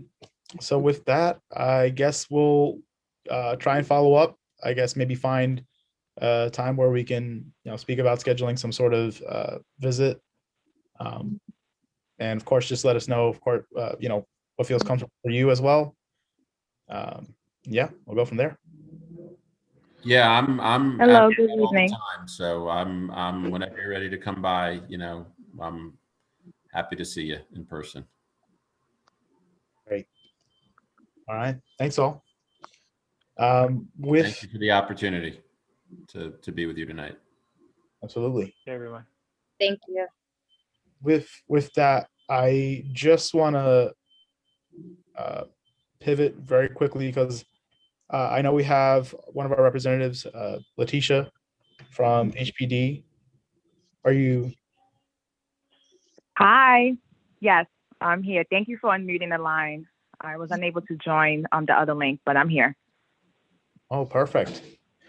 So I was back and forth going between our screens here. I was trying to just make sure that Letitia was able to speak to us. I think there was something that came up with the links, but it sounds as if the internet connection still might not be working right now for the presentation. Is that fair? No, and I'm so sorry about that. Yes, I'm having tech issues on my end, but I don't mind speaking aloud about Housing Connect and the affordable housing lotteries. I know I did email our contact information, but I'll also share it aloud too, just in case if anyone has questions after tonight. You can feel free to email our team because our team is working remotely at this time. So we can answer any questions that you may have about Housing Connect and the affordable housing lotteries. I'm not certain if any questions were mentioned in the chat about that, because I can also address them as well aloud.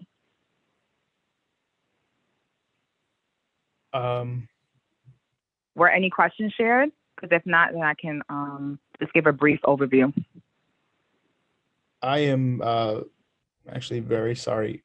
Would you mind if I just try and ask Deborah to unmute? I'm so sorry. Deborah, are you able to? No, you're fine. I am. I'm sorry. I came late. Good evening, everybody.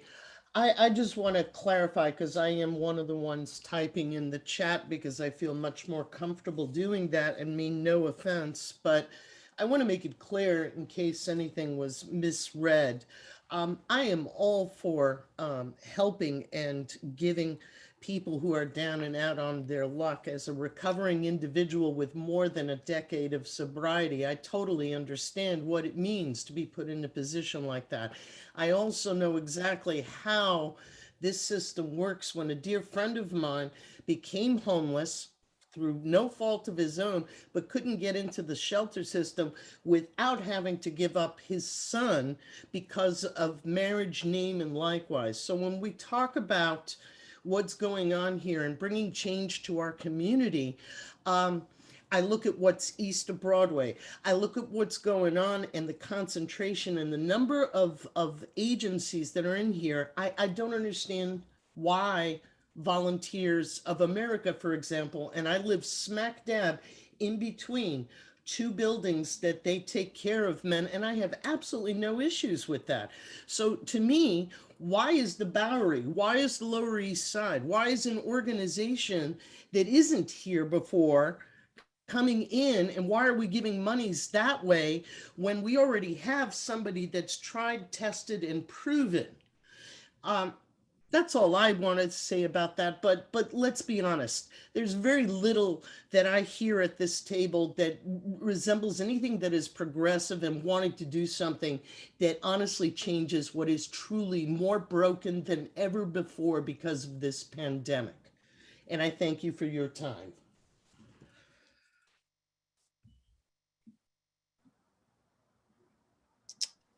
Thank you, Deborah. I'll try my best to maybe answer your question about why BRC the provider. We have a number of, so DHS, we operate and run some sites, very little. But overall, how our system works is we award contracts to nonprofit organizations who then run shelters. And BRC is one of our high quality providers that was awarded this contract to operate and run this site.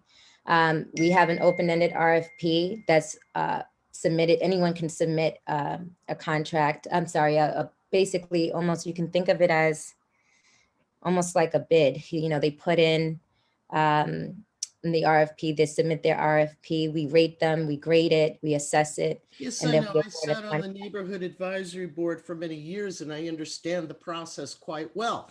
The same way that I mentioned in the chat that Project Renewal originally said all these same things 25 years ago. And we look at Project Renewal today, we look at the commitment that New York State Psychiatric and Columbia Presbyterian has totally dropped back on. And on top of that, the way HPD or Homeless Services sets up its security, the people that are there, all referred from Bellevue, sent up to 168th Street, have major issues going on there, along with the crime on Broadway by McDonald's, because they are all troubled individuals, and nobody's done anything in the last 4 or 5 years to try to alleviate that issue. So when you talk about bids and processes and new organizations coming in, I appreciate the idea that new stuff is being brought to us, but really, there's that bidding process and everything. Where's the transparency on that? Are you saying they have the best numbers, best scores, best criteria?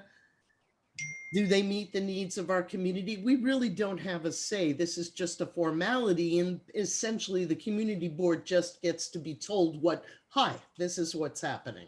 Well, that's because New York City is a right to shelter city. And that's not the reason, but it's okay, miss. Really, I don't want to waste the committee's time. And really, I just wanted to make a statement, and that's it. It's on the record. Got it. Thank you. Thank you. Be well. Will do. Hey, thanks all. So I will try and give back now space to Letitia. Thank you so much again. And I'm so sorry, but please do feel free to let us know a little bit more about your work and everything that's been happening with HPD's housing lottery, as well as the Housing Ambassadors program. Sure. Well, I believe there are representatives from CLOF. Did they speak about the ambassador program already? No, unfortunately, she wasn't able to stay on. She had to. Oh, okay. Not a problem. Yeah. Not a problem. So I can touch base on that too. So in terms of the affordable housing lotteries, many of you may be familiar that it's a lottery system in which units are awarded to the public from those who apply through Housing Connect. So the mayor has an initiative to preserve 300,000 affordable units in the city. It means that some of these units can be newly constructed or preserved in a current building where the developer is applying for additional funding. It means they have to contribute more units to housing affordability. How the process works, if you happen to already, you can visit Housing Connect, and all the links I did share earlier with the organizer for tonight's event. So we'll make sure to share it in the chat, or if there's a wrap-up email that is sent afterwards, you'll have access to the resource links that I had sent out earlier. But you would visit Housing Connect and you will look at the open lotteries that is listed on the new site. So currently right now, I believe we have roughly over 23 lotteries that are listed there. All of them are targeting different income levels. So you always want to make sure when you are looking at a housing lottery, you want to look at an advertisement specifically so you can uncover the household size and your household income. Those are the two key qualifiers in determining if your household is eligible to apply to a lottery. But if you have a rental subsidy, such as Section 8 or City for HEPS, for example, you would indicate on your profile that you have a housing subsidy. In that case, the minimum income requirement for the lotteries are waived. So essentially, you can apply to any lottery and qualify, but what comes into play is the voucher amount. So you really want to pay close attention to the rent amount that you are predetermined and fixed on your voucher, and also the rent amount that's listed on the advertisement as well. If there is a difference, meaning that your voucher does not cover the full rent amount, this is where you want to speak with your voucher program and ask them, what would be my max payout? Because in terms of housing affordability for a household that has a rental subsidy or for a household that doesn't, you do not want to pay more than 40% of your total household income. If you're paying more than 40% towards rent and utilities, that means your rent burden. So a voucher program will not approve your application if the difference you have to pay out of pocket exceeds more than 40%. So it's always good for you to know what is your max that you need to pay out of pocket, just in case if you look and apply to a lottery where your voucher doesn't cover the full amount. For anyone that applies to a lottery online or by paper, you are contacted when your application is reached. So on average, every lottery we receive tens of thousands of applications, but of course, housing affordability, the need is great. So the units that are marketed with these lotteries are not equivalent to the number of applications that we receive. So do not get discouraged. Just continue to apply to every lottery that you qualify for, even if it's outside of your preference area, meaning borough or neighborhood. If you have been applying to the housing lotteries and you have questions, let's say if you received a notice and you were deemed ineligible and the notice specifies what was your determination for not being eligible, contact us. If you are trying to submit an appeal and you have questions about that, you can contact our office, or you can make an appointment with one of our participating housing ambassadors. And housing ambassadors are local community organizations that partner with our division to help the public navigate Housing Connect, create your account, help you to apply to the lotteries if you don't have internet access at home. Also, how to complete a paper application if you prefer to submit and apply to the lotteries via paper. Also, if you receive an ineligible notice, how to submit an appeal. So basically, a housing ambassador is a point of resource that can assist you in any of the aforementioned steps that I mentioned before. There is a participating list of, I think it's over 40 organizations that we have throughout the 5 boroughs. So you always want to make sure that you review our participating organizations, that housing ambassador list, and I'll make sure to include that link as well. And you would need to contact them directly and schedule an appointment, because it's possible that some of their locations are working remotely at this time.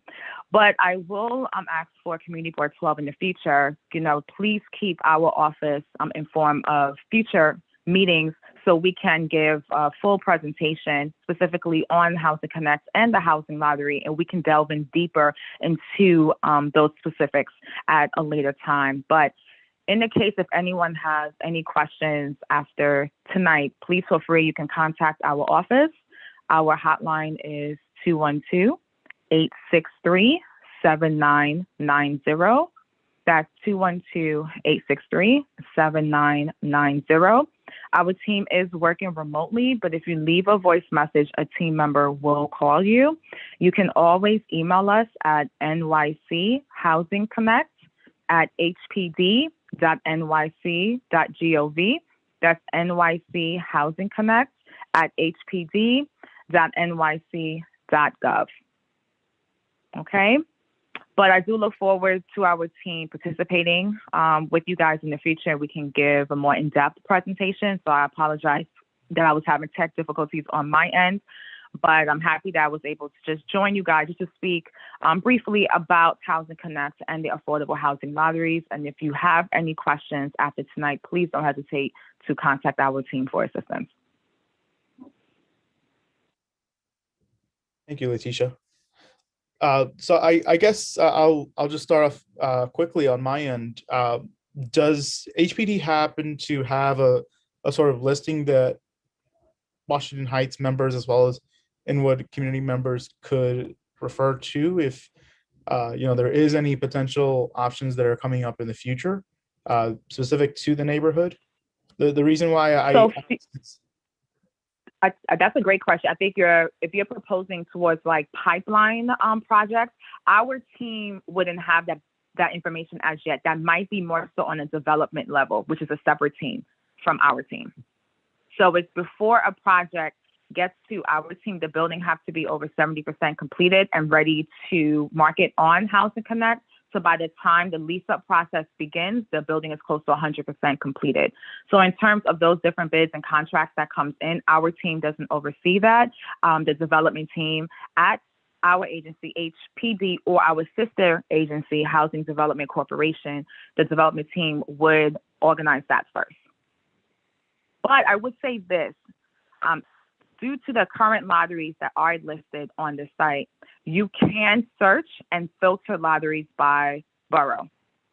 So that is one mechanism to only look at housing in a particular area in New York City without looking through the entire list.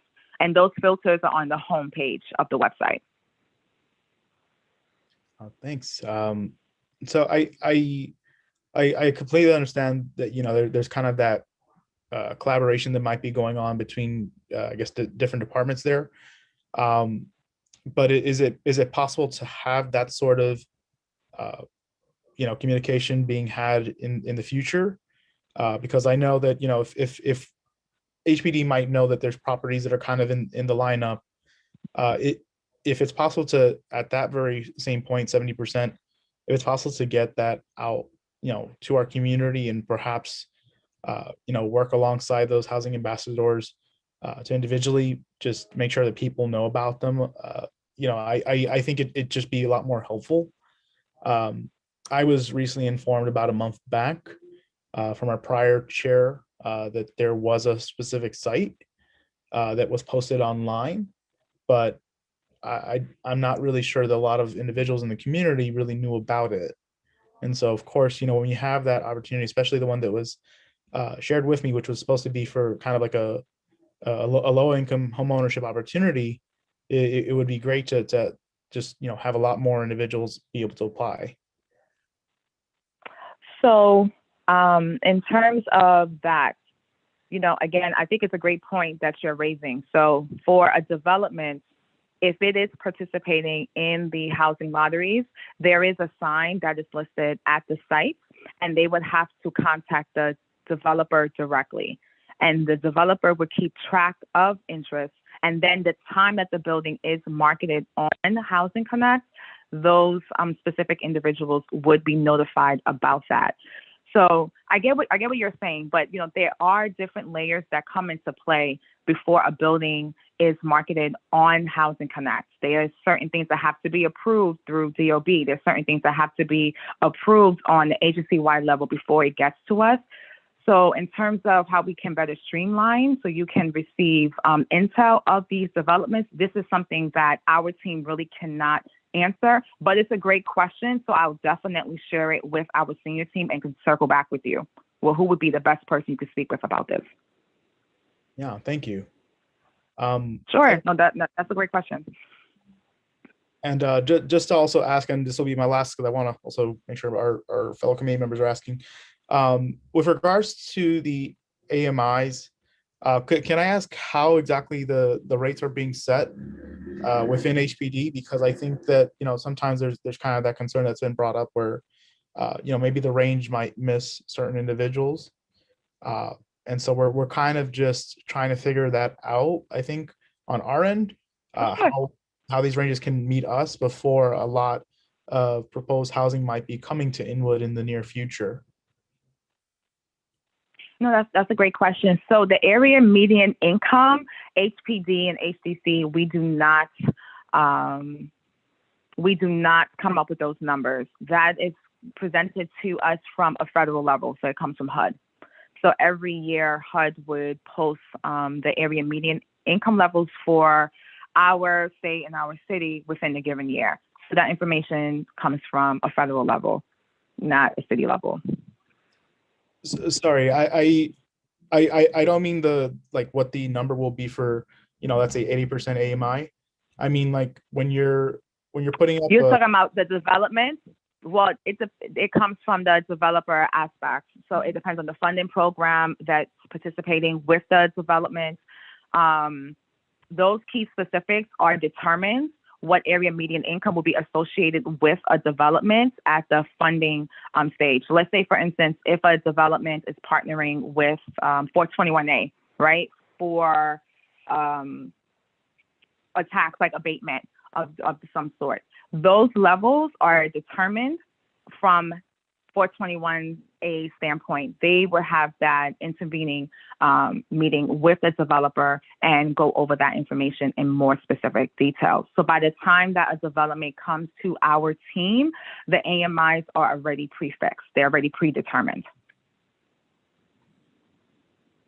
So HPD isn't. Maybe I might be misunderstanding, but is HPD involved at that funding level? So HPD, because I know it's a general statement you're making, but HPD is comprised of multiple departments, right? So in terms of, again, if a developer wants to apply for funding, let's say for, a tax abatement, right? For their building, if they go through inclusionary housing, right? What's written within inclusionary housing is that they have to have a percentage of units that gears towards the 80% or lower AMI level. These specs and also the composition of what units would be geared towards certain AMI levels is determined at a program and funding level. So this is the communication the developer and the marketing agent will have with the respective program that's involved in funding the building to contribute to these affordable units. Yeah. So in terms of like advocating for more affordable developments that is gearing towards a specific AMI level, these are great discussions to have with developers. Like, I'm not certain if you have any developers that partners with your community board or maybe keep you informed or inclined of different projects that would be, erecting throughout the city. But these are conversations that you would have directly with them. Because in terms of a developer, their specs of what specific AMI they pick and choose due to the metrics of the development, I wouldn't be able to answer that, or any member from our team, because those conversations are had way before a building is marketed on Housing Connect. Yeah, I guess what I mean to ask is if it's possible that HPD, before they're expecting to have these units being posted and before that funding period might be established with the developer, if perhaps HPD can really set up meetings with the developers and the community members so that we can talk about, what funding levels we really feel we need. Because I'm not saying for every project that will come up in the future, but, I think that just given now our understanding of what's going to be the ELIZA right that will be coming up, a lot of folks are not necessarily certain that they are going to meet many of the community's needs. And so that's why I think that we're trying to find out if we can have some sort of discussion prior, because once you've already established, of course, those levels of funding and how you're going to essentially allocate the tax credits and so forth, it's fairly late. And I think that's it is. Yeah, and I think this again would be a great conversation piece, like to have more so on the development level in the early stages. So that would be a separate team, but I'll find out. Okay, thank you so much. Aisha, you had additional questions?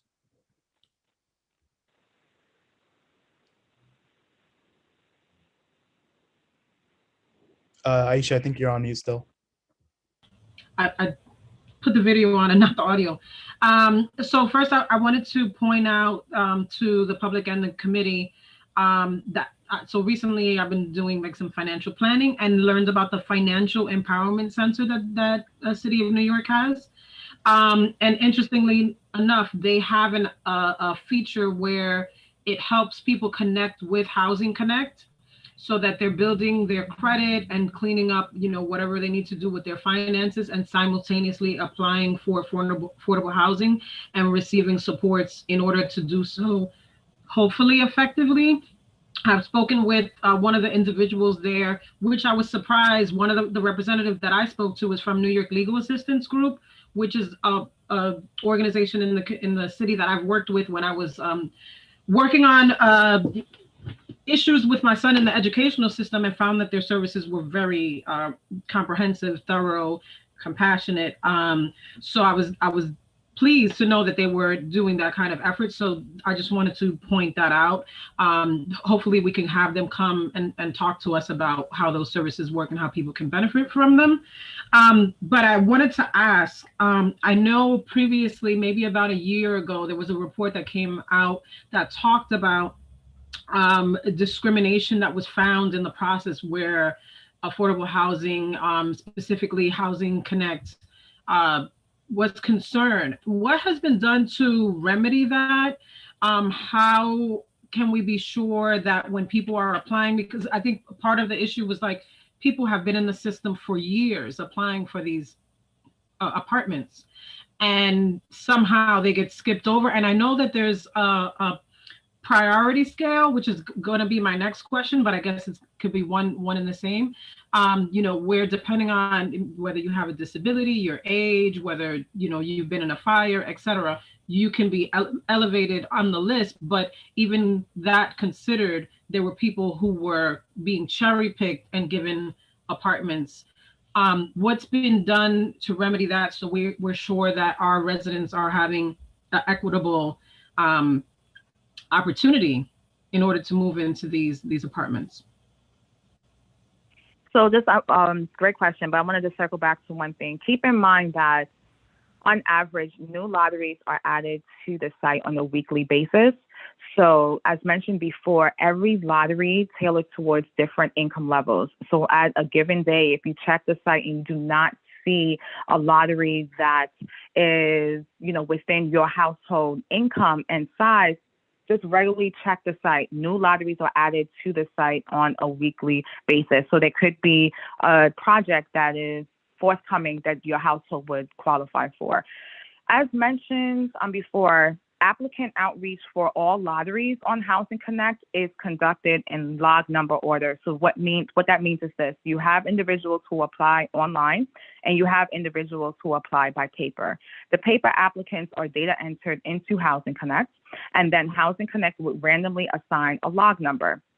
So just to provide more context, let's say if there was a lottery in Inwood and 10,000 people applied to that lottery, the system is going to randomize a number from 1 to 10,000 and assign it to all 10,000 applications that were received. So applicant outreach will begin at log number 1 all the way up towards 10,000 until when all the units that are marketed within that lottery is leased up, okay? So every lottery will have units that would be reserved for households that have a disability. So if a household indicates that they have a member with a hearing, visual, or mobility disability, those households are contacted first, but they're still contacted in log number order. Okay. And then if a lottery has a preference associated with the development, and this is not pertinent to every lottery, but some lotteries will have a community board preference or municipal employee preference, those households are still contacted in log number order. So I'm not familiar with the article that you referenced in terms of discrimination. I'm not certain what the article was referring to and what was said. So the only thing I can tell you from my standpoint is that for anyone that applies to a lottery, they are contacted in log number order. And as mentioned, we receive tens of thousands of applications. So there's a possibility that people may not be contacted. Everyone that applies to a lottery may not be contacted, but they have to fervently apply to lotteries. So sometimes in doing presentations and speaking with individuals who apply to lotteries, some of them will only apply to lotteries within a given area. And it's understandable because the individual may have a certain homage associated with that area or the neighborhood, and that's fine. But if, let's say, for example, if 100 lotteries were advertised on Housing Connect last year, and this individual only applied to 3 lotteries, they're missing out on possible other opportunities within that 97 that they could have applied to and possibly be contacted. So that's why we always advise people apply to as many lotteries that you and your household qualify for. But if you have a particular preference and you only want to live in a particular area or a particular neighborhood, then you are doing a disservice because not every lottery on Housing Connect would be within that given neighborhood or borough, if that makes sense. So it's always best to diversify your options and apply to as many lotteries as possible. But there's a guarantee that some lotteries you may not be contacted for, and some lotteries you will be contacted for. And what is most exciting with this new website is that when households apply to their lotteries, they would know instantly, specifically, what is going on with their application, which was a service that wasn't offered with the former website. So when you apply to a lottery, and if you're applying to a lottery that your household does not qualify for, you would be informed of the result of your application, because we really want people to apply to lotteries that they qualify for to increase their chances of being contacted. Also, if you do apply to a lottery and you are eligible, there's an application dashboard where users can see in real time what is happening with their application. And, if our team is invited again to another meeting, we will be able to give you a full presentation so you can see specifically what that means. So a user can see in real time at what stage where their application lies.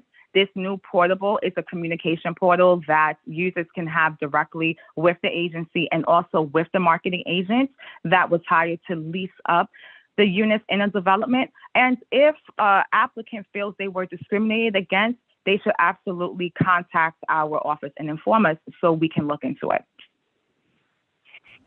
Okay. And is there a way that we could get reporting about how these applications are developing, and even specific to our district, the types of applications that you receive, people who are receiving housing, where they're receiving housing? Do you have data that's available that goes that deep?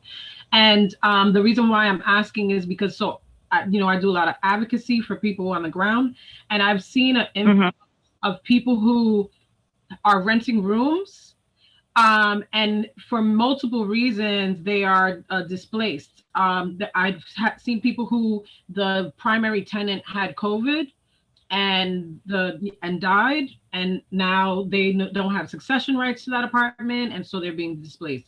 But also, just because of COVID, the fact that you're in proximity, these people are not part of the nuclear family, and so people want them to leave the apartment, or maybe they're not social distancing or wearing their masks appropriately, things like that.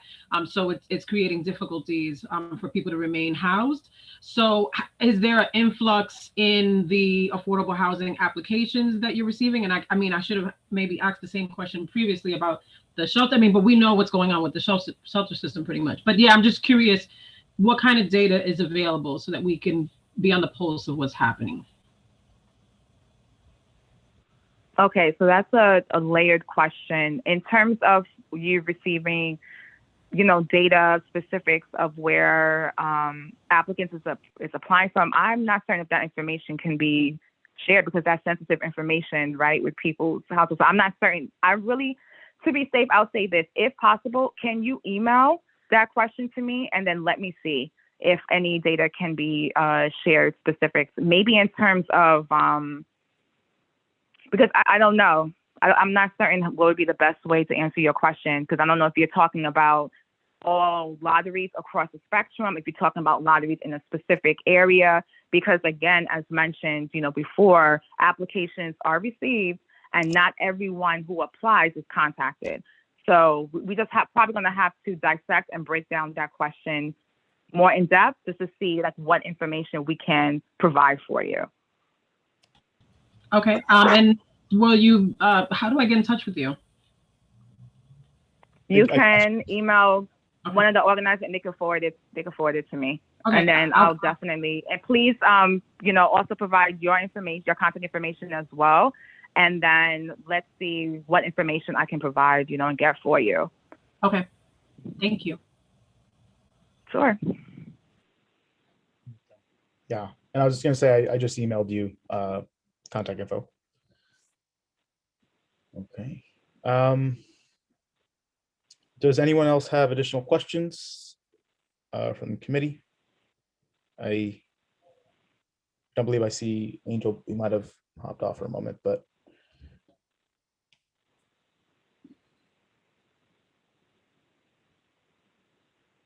Okay. I'm seeing no other hands raised.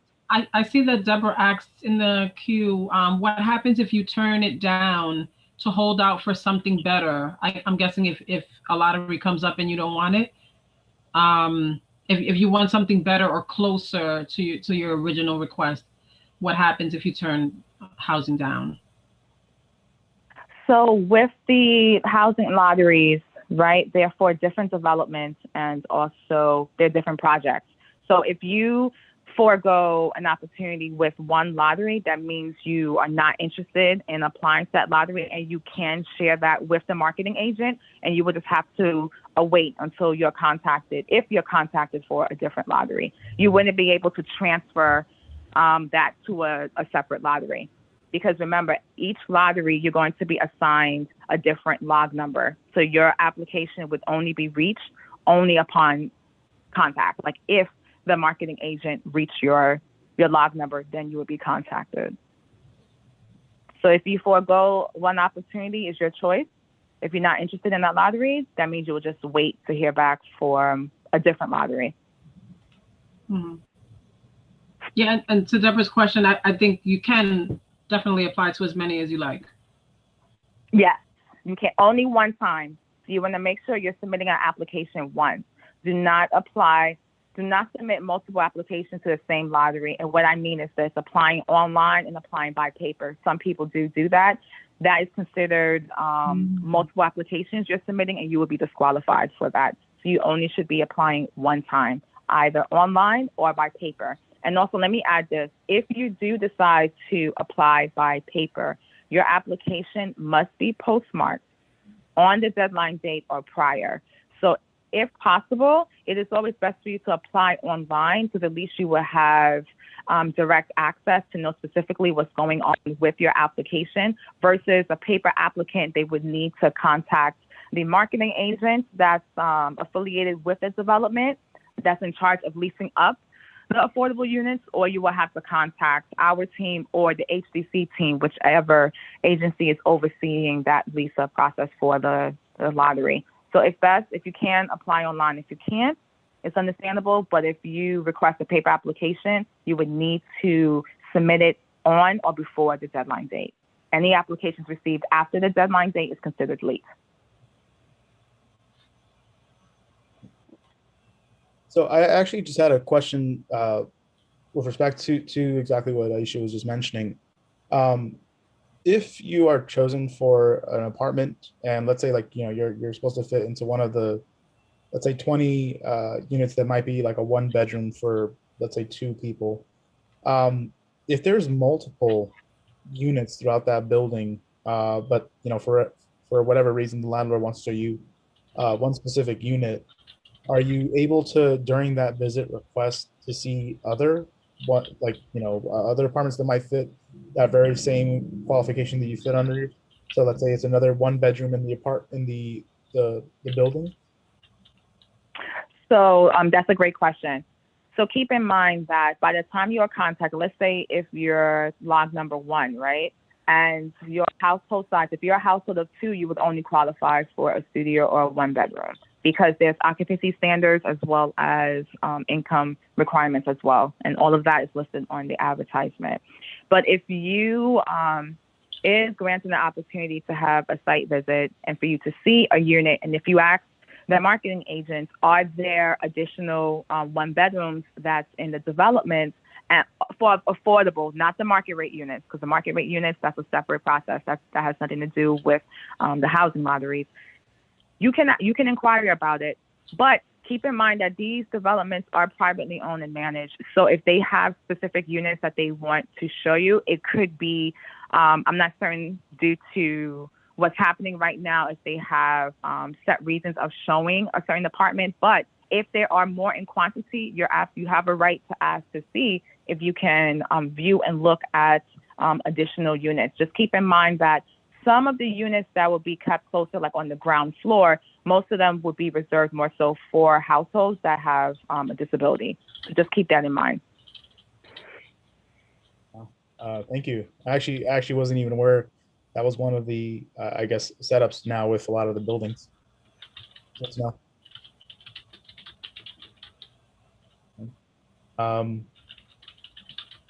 But yes, and also to add on to your question, if your household also qualifies for more than one unit type, so let's say if you qualify for a 2-bedroom and a 3-bedroom, right? Let's say if you're a household of 3, you can qualify for a 1-bedroom and a 2-bedroom.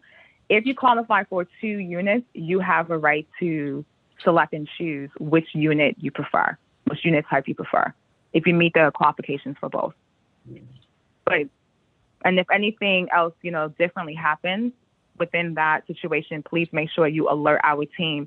But keep in mind, like, let's say if you are the last log number that was contacted to fill up the last unit, of course, due to availability, there's only 1 unit left. So there wouldn't be another unit for you to choose or select from. But if there are options, you're entitled to inquire and ask about it. Okay, yeah, thank you. That's actually really great to know. Aisha, did you have any additional questions or? No, I think I'm good for now. Thank you. Well, thank you so much again, Letitia, for joining us. I guess I will try and follow up with, I believe her last name was Valdez from Cloth. Sure. Yes. If she's, you can follow up with her specifically, and also, you can speak with our housing ambassador liaison to Jenna. I know she wasn't able to attend tonight, but at least this is a line of communication that we can have, and I can connect you with her too. So if you email me, I can connect you too. Great. Thank you so very much again. And I hope you have a wonderful rest of your evening. Oh, no problem. Thank you guys for having me, and also have a wonderful evening and stay safe. Thank you. You too. Okay, so with these 2 items now out, we can switch over to new business. I actually just wanted to try and, I guess, engage folks now about really just, I guess, just trying to strategize how we'll want to try and do things the next month. Before you go on, can you tell us who now is on the committee and who isn't? Yeah, sorry. So it was only Richard. I didn't know that he apparently came off the committee. Quite frankly, I wasn't told anything at all. And so I reached out to him because he'd already missed 2 meetings. I've also reached out to Miriam. She's also missed 2 meetings. Now it's 3 for both of them. Well, Richard not anymore, but yeah, Richard just emailed me back and said that he's no longer on it. So I don't know what's happening there. Okay. So I think we're 7. Quorum is supposed to be 4. I texted Angel because I think he either hopped off or maybe lost signal, but yeah, clearly, without him, we can't necessarily really do anything more. That was kind of just one of the other issues because I don't know what's going on with members. Like I said, I didn't know what's going on with Richard, didn't know if Miriam's supposed to be on here as well. I'm going to try and follow up with her. But yeah. Do we have any updates from the borough president's office as far as appointments? I think I may have received something, but yeah, have people been appointed? And I honestly don't know anything about the appointments. Yeah, maybe just ask Ebenezer. But yeah, I don't know anything. Okay. Yeah, so I just wanted to try and figure out just how we want to try and do things for next month, because I think just next month trying to bring back the opportunity to just spend time and figure out exactly what we want on a resolution that could come out, focusing on the Fort Washington, Armory is just going to be the thing I want to try and get done, just right before we eventually are going to be breaking, because we only have now May and June. I think that what we try to discuss, and I'm also saying for the committee, although there's not really many folks on tonight, is just that I want to try and make sure that we have a concrete plan to get this this language out. There's certain things that was included on the proposed amendments that I wanted folks to also take time to review. I just wanted to mention that as well, because I do really want to just, again, get that done at our coming meeting. So, if there's any suggestions, please, again, just feel free to share it with us. But I want to just make sure that everyone knows we're going to be trying to get that for this coming meeting. So I want to reiterate, first of all, first of all, going back to last general meeting, the resolution got tabled and it's come back here. So first of all, I know we had Leilani on and now she's not. So I'm assuming there was no intention for her to address or answer any of the questions that have been being put before the agency for years now. And not to mention that this matter has been in question for at least 7 years, but I think it goes back at least 10 years, which is really embarrassing, I feel, as a board. And it's none of our fault. The people that are sitting on this committee, we are not the members on this board that have been a part of that delay. So hopefully we can do the good work of making sure that it gets pushed forward. There's no other person that would like to see this come to a close than me.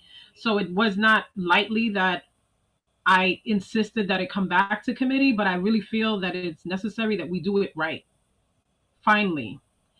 And so for one, I feel like the resolution is really long, but all of what is being said in there and other things that need to be said are important. I feel like I know that the intention was to attempt to remove GDS being mentioned in the reso, was a part of what was being put forward. I feel like it was like at the midnight hour, it was sent out 11 a.m. the day before with multiple inclusions. I honestly didn't have time to read it because I was juggling in my own life. And then when I finally looked at it, it's like, whoa, like what happened here?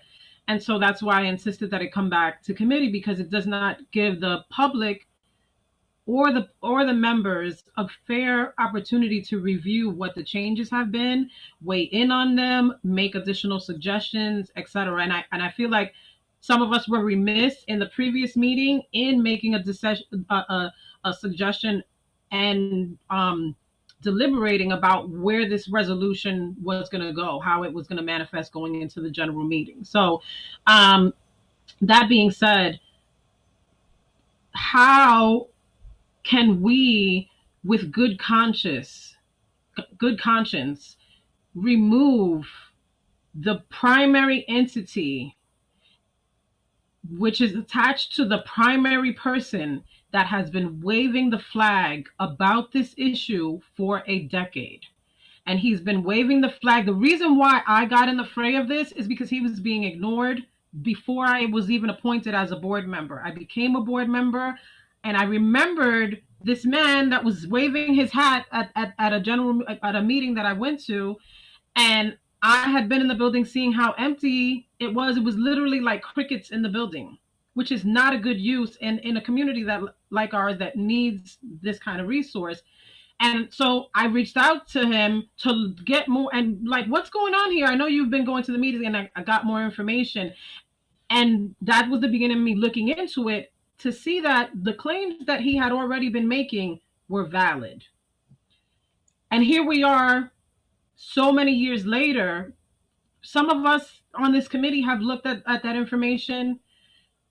It seems pretty clear to me. So how do we, in good faith, say that this person that has put himself on the line, he's not a resident of our community. He comes from up north to our community to serve our community, could have simply been silent once he saved his own organization, but continued to wave the flag for the broader use of the building and the fact that it's being operated against what it should have been, according to what the original plans were for that building. How do we say that it's okay that he be retaliated against, that he be targeted, that he be pushed out, that his program be pushed out, that the youth that he has continued to serve are not important in the regard of what the work it is that we're doing now? I don't understand that. I understand that there are people who have a dog in that fight, who have been weighing in about that need, some of which I feel is a conflict, I'm sure. But this committee does the work. So how are we as a committee making the decision to remove him from the resolution is one of my primary concerns. Secondly, how are we not saying what happened? We know that here is the negligence that we're highlighting. Here are the concerns that we have, but we're not giving any remedy for that. We're not giving any way of addressing. We're not asking for anything specifically other than, yes, we're going to have a task force going forward and it'll be kumbaya for everyone. But what happens when a wrong is done in our community? What, just counting the one room where we know there were living quarters, where there was a queen size bed, where a man flew in from Oregon on a regular basis, and when he wasn't there, the bed still was, and it wasn't serving our community or our district in the many ways that it can. I counted only the hours that the building is open, which I also argue the building could be open a lot more often were it not in the control of one entity, but instead in the city's hands as it should be, right? But just if we keep to their schedule, the Armory Foundation schedule, we're talking 36,000 hours from the first picture. I asked someone to send me the oldest picture they have of this bed sitting in that room. We're talking 36,000 hours minimum. That's a theft to our community. So, right? So what do we do to rectify that there has been a theft to the community? So what I'll just say on my end, right, is that we spoke in January about our plans, right? We weighed a few different options. We spoke about having 2 resolutions going. Yes. And if we split the resolution that came out of that committee into 2, you could have the issues that are dealing with the oversight of the entire building, and then one that's specific on GDS. I wanted folks to consider that. And that's what we also had discussed again at that time in January. I don't think we ever voted. It was discussed, but never put in question, and the decision wasn't made, and we kind of just moved forward with the one reso. All right, so if I might just finish. So folks reached out, in addition, like Danielle was trying to do at the very end of the meeting there, and they were also trying to ask about this. Can this committee, can this board work to try and at least present 2 different resolutions there? Because I think given the vote that we have this past general meeting, we could have passed that resolution and we would have had then the response for city councils trying to essentially investigate and look into matters dealing with the leases, pretty much publicizing them, but also had the matter of the public board. And so I don't, that's personally why I objected, because we actually had that opportunity. And we could have also etched out little edits here and there. So it's not just about trying to ensure that, GDS is out of the picture. That's not it. Well, I wasn't done with what I was going to say, but yeah, it's not just about that. So I'm just trying to weigh out the options here. That was an option right there for us to have both those 2 items that we said we all wanted voted on, would have passed. I think we would have been fine, honestly, because like if we do the numbers there, I know Francisco wanted it. I know Tanya wanted it. I know you wanted it. I know Curtis wanted it. That easily right there would have changed and we would have passed it. Yes, but my interest is not in only just passing a resolution. My interest is in passing the right resolution, in making sure that we are doing the work of insisting that the proper oversight happens going forward into the future, and that the proper remedy for what has happened in the past is in play. So I don't have the proposed amendments or the resolution in front of me at this moment, but from what I remember, we suggested that this body be created in order to address these issues that have taken place and to have proper oversight, but we really didn't spell out how we expect them to do that. We really didn't spell out what are we looking for in that building that could properly be serving our community. We really didn't spell out that we want an investigation, for instance. We didn't spell that out. From what I remember, correct me if I'm wrong, from what I remember, what we said was create a task force, which if we look at what the experience has been over the many years, who's going to be in control of putting those people in play? Potentially some of the same people that have had lack of oversight in this matter, potentially the same people who have. And so I don't know if I just want to completely kick it down the road and say, hey, they'll fix it, when we can say, here's what we want. We want this body to be created, but here's what we want them to do. You know what I mean? No, I see your point, but I also am trying to just, again, make it clear that we're a community board. We don't control that. And I'm trying to be as genuinely honest as possible. No, we don't control it, but we certainly give voice to it. Right. Okay. So if we keep trying to go back and go back and go back, we're not going to get stuff done. And I hear, again, your concerns about fine-tuning line, but it's not getting stuff done. And that's my concern. I want to get stuff done here. It's not just about getting something done. And I think that's the difficulty that we've had on this board. People just get stuff done. Sometimes it ain't the right stuff. And that's no offense to you. I know your heart is in the right place. I know that you've worked diligently on this more than many other people have in the past, more than many people have been allowed to in the past, right?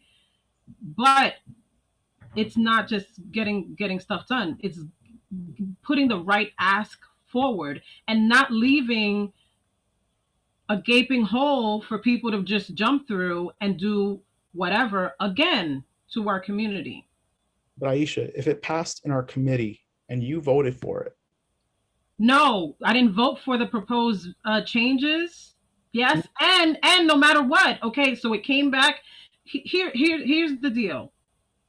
As the mechanism, the force of the committee going into the general and debating on who's to say that getting to the general meeting floor, I wouldn't have said, it occurred to me that this language could be in the resolution. Problem is all these things were in play in between committee and general, which were new, which in my opinion is operating out of open business. It is.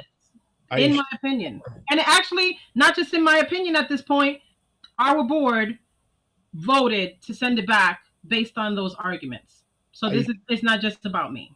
But I just want to be very, very clear, because when you insinuate that that's violating open meetings law, that's actually telling me I'm breaking the law. And Aisha, I want to be very clear. When you say something like that, that to me, from my perspective, is incredibly offensive. So I'm sorry that you feel offended, but I am offended by the idea that in between committee and general, a slew of changes can happen. Resolves, not whereases, but resolves can be removed from a resolution that is not the spirit of what the committee voted for. That sounds like outside of open business to me. Aisha, can I finish? Offense or not, and I am not trying to offend you. That is not. Can I finish? Yes. We had our meeting outside of this committee. We had it with also Dr. Gary. We had it with Phil. That violating open meetings? No. Well, that was the only way you got the information. You wouldn't have had the information were it not for that. I would assume that's gathering the information. Aisha, can I finish? Sure. That wasn't violating. So why is it that now when I try and speak with other board members to try and get people to actually vote on this, that's now violating it? That's not a violation, Aisha. And if you look at the law, you will know that's not a violation. It's not. It's not. That's me doing my work that's in the bylaws. I'm also supposed to specifically consult with the chair of the board. And I don't feel like I should be going over this again. I hear you. I have my position about the way that it has taken place, and we're here now. Aisha, I'm not done. Aisha, I'm not done. These are things that we're supposed to do as the chairs of this committee. We have to work with the board. When I reached out to them, that was what they had said, that they didn't want the GDS matter. And so I went back and forth to should have come to the committee meeting the way that I'm told I should when I attempt to advocate for certain things outside of those committee meetings. They should have appeared at the committee meeting and had that conversation with the public. Can I finish? I have to work with this entire board. I'm not saying, nobody's telling you not to. Aisha, can I finish? I've generally been working on this for 5 months with you. I've been working on it for 7 years. Okay. So then we're supposed to be on the same page here.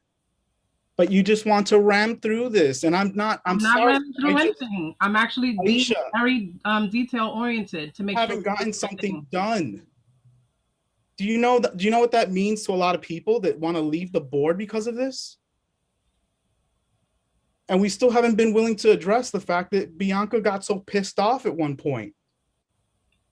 I'm generally listening to you. I've spent 5 years. Bianca got pissed off. Bianca unraveled in a meeting that I was engaging the electeds and their liaisons so that they would be informed, and disrespected the entire audience and the hallway.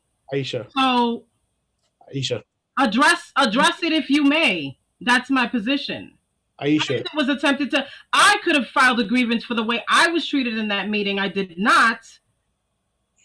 So I'm not sure what invoking it is supposed to be about.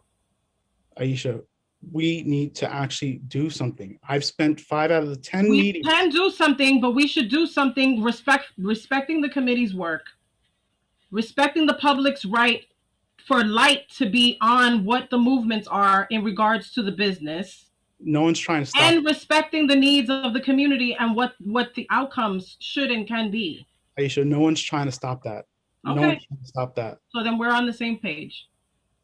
But we're trying to tell people now in our individual board that the chair of the committee is violating the law and breaking the law. How does that help anyone? How does that help us get anything done? We need to be able to work together.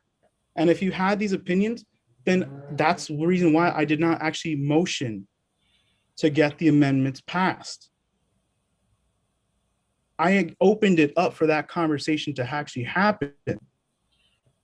I don't feel that it's appropriate that the vast amount of language that was put into that reso be injected midway the day before, where the public has not had eyes on it, where the committee has a limited amount of time to review it, and where the entire board is now to review that in its entirety and make a vote on it. When there are many agendas at play that have been at play to the extent of being predatory, the behaviors of people in this regard. I'm sorry that you feel like it's a personal attack on you. It is not meant to be that. What it is meant to do is to give the appropriate light to the discussion, all of the matters therein. And it is the reason why I didn't violate process to get it back here. I gave my argument, the board sided with me, and we are here. That is what happened. Okay, we have nothing, but let me just open this up now to Angel. Yeah, can you hear me? Yeah. Okay. I think that the current version of the resolution is extremely prescriptive. I think it goes beyond what the purviews of a community board can request and cannot request. We are not a legislative body. We do not create governing bodies or governing and oversight bodies. We don't do that. We can certainly ask, but we do not have to put into detail what that looks like. Additionally, a resolution is not meant to tell an entire novel of a back and forth that has gone on for 10 years. It loses its purpose, and then that needs to get done through an investigation, whether it's the city council or the Department of Investigations. We can call for an agency or the legislative body to go do that. It is not helpful. So let's do that. That is exactly my point. Can you let him? But it is not helpful to sit and write a novel of a back and forth for 10 years of he said, she said, because it's not going to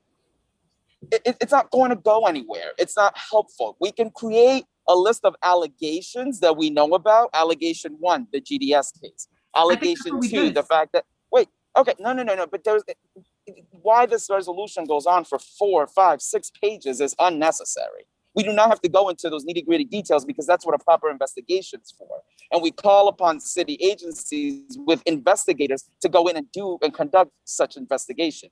I think we need to pare down the language, and I think we need to be very specific in our ask. And our final ask is that an investigation be done, and that we are looking to figure out a way of creating a different governance structure for the Armory Foundation. And that is it. Simplify it so that it's one page, and we do not go into this novel telling experience that we currently have on the resolution.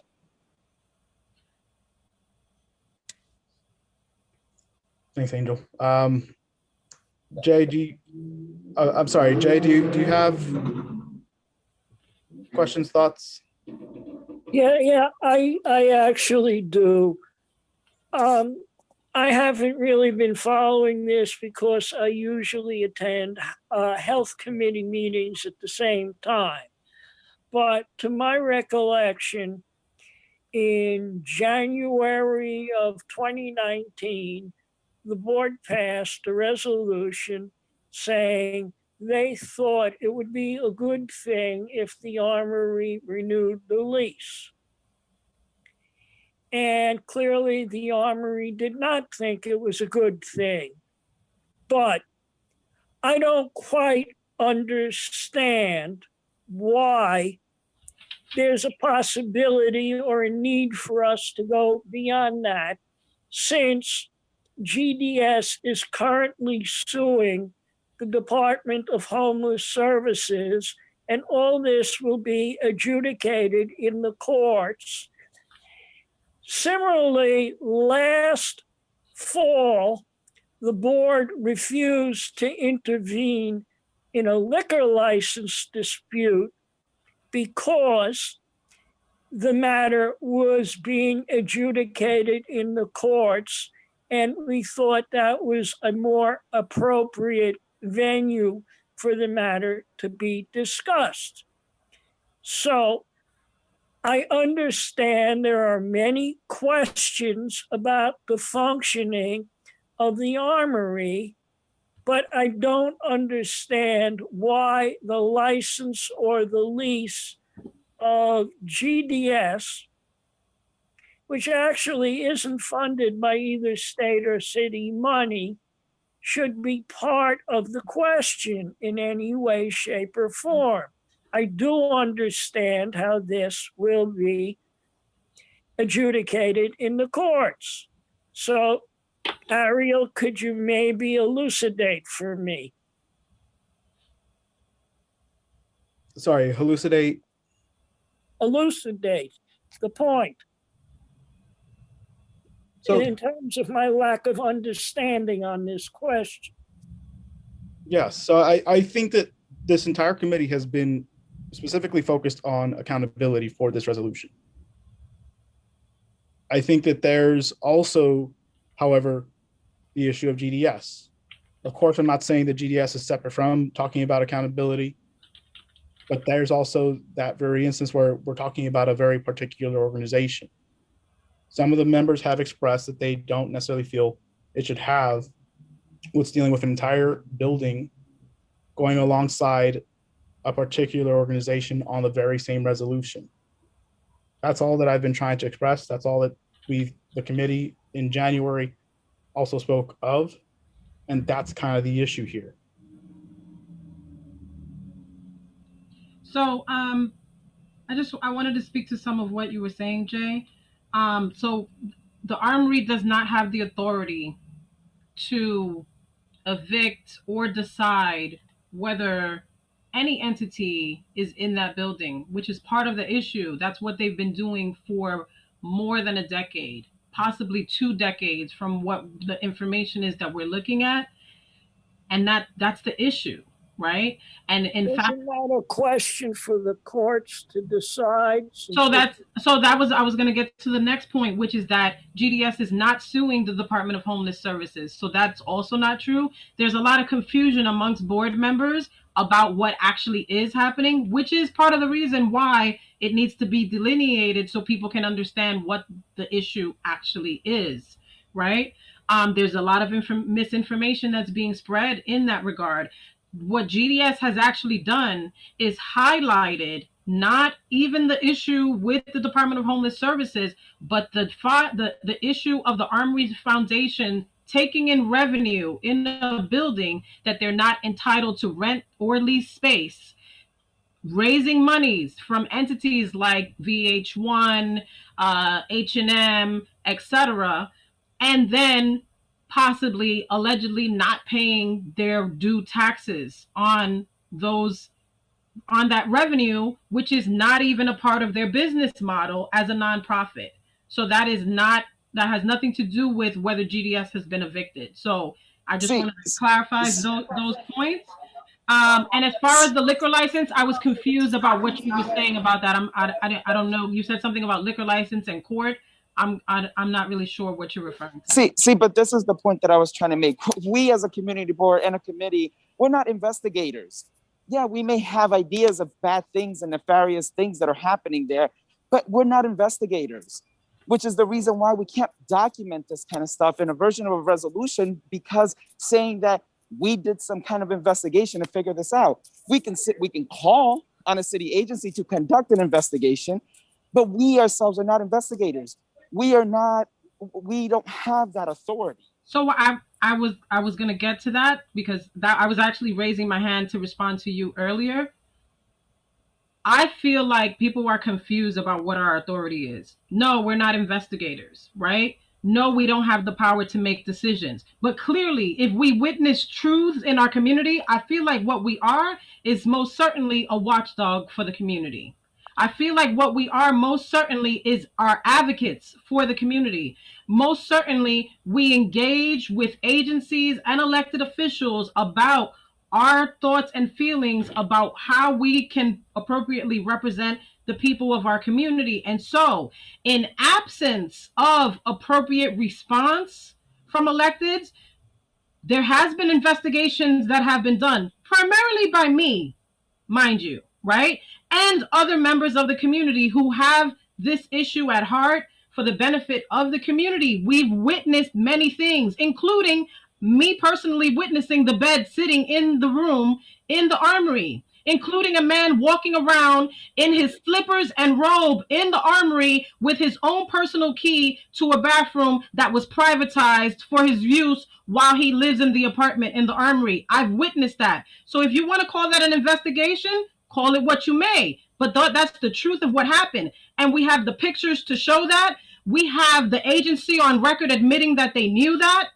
We actually have recording of the foundation itself having a conversation about the man living in the bedroom.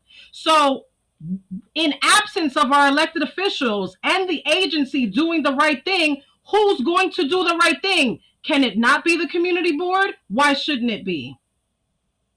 because we simply don't have the authority to do anything about it. We can speak to whatever, we can speak to it. For how many more years are we going to relitigate the same exact issue? We shouldn't relitigate. How many more years? I shouldn't have been removed as chair from housing when I was addressing this specifically so I could stand down on this. Maybe we'd be done by now. Maybe we'd be done 7 years ago had someone just listened to Gary Alltime when he was saying that this is what was happening at the Armory. But everyone involved chose instead to suppress it. Okay, Aisha, let's focus on the present, because I generally don't. Aisha, I'm not the only one talking. Excuse me, may I jump in, please? I'm sorry, Deborah. Sorry, just one moment, Deborah. Sure. I just want to focus right now. What is going to be our plan? The reason why I'm specifically saying Aisha is because you're talking about things that have passed, like right when I said that. I'm not talking about things that have passed. Just now in this meeting, Angel made a statement about what our responsibility is as board members, and I spoke to that today. Okay, so not past tense. I just, again, I want to focus on what is our goal, what is the purpose of this resolution. I generally don't want to have kind of the back and forth and, you know, us for any of us to feel like we're against one another. I think that we just have to come to an agreement. We have to come to an agreement. And I'm sorry, like, I'm not even trying to be the one that's trying to tap down what is really owed to people in the community. I'm seriously saying that we, at the end of the day, like, things that we generally want, if I am full on for let's get rid of like everything typical, let's just say capital market, I don't think necessarily this board is going to come around to that. Like, I'm just being honest about it. And that's at the end of the day what happens with this board. Not everyone carries our views. And so if I wanted to try and get the resolution across, there's that issue there. There's a difference of opinions. The vote at the end of the day, whether I agree with it, whether I don't, the vote number counts. It counts on whether or not this message is going to get out, whether it's going to go to an elected official, whether that elected official is then going to have to perceive this as a contribution from this board and saying, hey, you should do this. That's not going to happen if we don't eventually get that vote count. That's all I want. That's just what I want. I want to actually advise the elected official. I want to advise. Wait, please. Deb definitely was raising her hand, but what I want to push against is this idea that Aisha's trying to get what she wants. That is not what this is, right? But the spirit of what I did at the general is all about the fact that it should be about what the committee wholesome ones, not specific individuals, and it should be allowed to see the light of day. It shouldn't be after the fact, after the conversation has been had, after the decisions have been made, after we saw it in writing and we agreed to that and we voted on that, then based on whoever is contributing, I'm going to take this out because I don't think they're going to vote for that. That's not how that works. That sounds inappropriate to me. So the resolution went to the entire body, yes? It went they to have the opportunity to vote on that. Amended. Deborah, I'd like an opportunity, if I may, sir. Deborah, I'm literally still between the committee members, and you know this by procedure that I then extended to the public. Oh, okay. So, again, the resolution went out to the entire body. I did not motion for the amendment. I simply laid out the language. And again, I'm trying to make it clear. I'm giving the board the opportunity to make it clear what they want.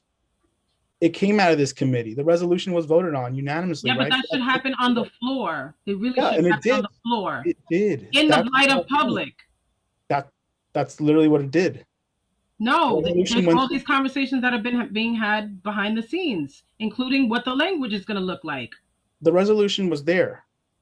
Regardless of what I'm saying at that point. So I think this is something that we're going to agree to disagree on. As chair, I've never courted board members about language. Pulling resolves out of resolutions midway, it happens on the floor. That is my position. That's the spirit and how I think it should be happening. Okay. And we can deliberate about that all day. That's my position. I don't think that you're going to move me off of that square. in this moment. So I will open this up now to attendees. Deborah, please feel free. Thank you. Ariel, I want to say thank you for really trying, because this has been over a decade of it's not even about winning or losing. And it's a vicious circle here. And what I can say in general is we were a planning board, and it changed. And we became a board, a community board. It is about advocacy. It is about you, all of you, representing the public, the residents, versus really what it comes down to, what the economic base is, which is Yeshiva, Columbia, and any large real estate entity that has sway and manipulation over the city and how it operates. You are supposed to help us. What is going on in that space, and I say this with all respect, when my mother, who may she rest in peace, 11 years ago at her death, was the vice chair of Community Board 12. And this is something that has been revolving and revolving. And I will tell you, and if someone wants to subpoena me, be my guest. I used to do fundraising for the Coogan's Salsa Blues and the whole shebang. And if you look up my numbers and the data of what I've done and the money that's been raised for the Armory in proportion to the Hall of Fame and what is being given to our kids in this community, and I agreed to do these things with the idea of starting a track team, getting certain things going, and was given the big circle. I'll give you the Bridge Theater Company. Ask Maria Luna about the Bridge Theater. And if you want to talk about Coogan's tradition in this neighborhood, where a lot of all of this was started in the back room hanging out there, there is so much going on. I don't give a shit who made whatever mistake. But the here and the now is, the space is the cities. It's not being used right. Money's being tossed every which way for something that I don't understand, but it's to pay Peter for Paul, and no one knows which way is up any longer. There is no reason why GDS could not be there. And Aisha is 100% correct, and I am an eyewitness to so much of the stuff that goes on there. It is a conflict of interest. You have so many people who represent, and the Armory Foundation and it doing business as Shadowbox limited liability corporations making money at our expense, where none of the money comes back to help our kids. You hear this Bowery thing going on at the beginning. It's wonderful. I love seeing new things being done. But why is it being done this way? If you really care about the kids, you know Gary's track record. And I have mentored and worked the stuff that he's doing for Alzheimer's and other things. And not just our kids, but taking care of everybody. Why would something like that be rejected when he's not accepting a dime from the city? Is that it? Because he's not owned by anyone? Come on, guys. I'm born and raised here. Mr. Vanderpool, I don't know you. I haven't met you, but I'm appealing to you, and I wish you could see my face so you could understand my energy here. But my whole life, I don't have to be in my neighborhood. And some people, when I get real pushy about certain topics, say, well, you can leave. ¿Por qué? Yo soy Boricua. Do I have to prove? Do I have to act a certain way in order to get the attention? We're taking advantage of our people. It's just like with the vaccinations and everything else. We as a community have, and you guys have a responsibility. I as a teacher advocate for my children, my parents. I used to work for this district. The reason I left this district is because of the nonsense that I see here for how many years? Let's get real, guys. Some of you get your pockets lined with geld and favors, and then you look the other way. Haven't we had enough of this? I'm done. Thank you for letting me vent. I love you all, and I mean it. It's not meant with negativity, but I've been watching this for a long time. Thank you. I just also wanted to add the top 5 people at one point, I don't know right now, were being paid $1 million in salary in one single year. So those venue rentals that they were not supposed to be doing, we can see where we can follow the money quite easily in the 990s, right? Additionally, we have talked on this board about who has had access to PPPs. We got the Armory Foundation on the hook for receiving somewhere in the, someone in the chat probably knows the exact number, but without doing all the research, because I also found a EIDL fund that they received money from. Also, we're talking about to the tune of $2 million in PPP and EIDL money that they have received during this pandemic. What has been happening in that building during this pandemic, except for the vaccine, which we know just started? So this idea that we should not be exposing those things, that we shouldn't be speaking to what the truth of that matter is, how do we inform the investigative agency what they should be investigating if we don't tell them what they should be looking at? Obviously, no one's been looking at it. Someone's got to tell them. Why not in the form of the resolution? That being said, where are we at this point? My understanding is we don't have quorum. We're doing quite a bit of deliberation. So again, this is why we're not going to be getting anything done tonight on this. That's why I'm going to put it for the next meeting. But I just want to be clear. No one's saying don't address GDS. No one's saying that. Again, I presented the board with the opportunity of having that resolution focus on the entire building. There's no objection to having that second resolution that we spoke about in January being specific to GDS. Okay. If we can try and focus on getting, that language that's on that resolution, that if the board or, committee, whoever shows up, I'm going to reach out to folks. Clearly, we should be having more people present, but I want folks to be able to clarify. Do we want one resolution or do you want 2? Do we think it's going to have a better chance of passing? I'm going to leave that up to the board when it gets to the board. So I think it's the work of this committee to split it. That's the suggestion I've been making since our first meeting, because like Angel's right. It's a dense reso, and it does deal with distinct issues, right? The distinct issues being impropriety for all time, someone being retaliated against, and what gets done about that. And we have a building on our hands that can be serving the community that needs proper oversight. To me, those have always been the 2 issues that should be separated and addressed in kind.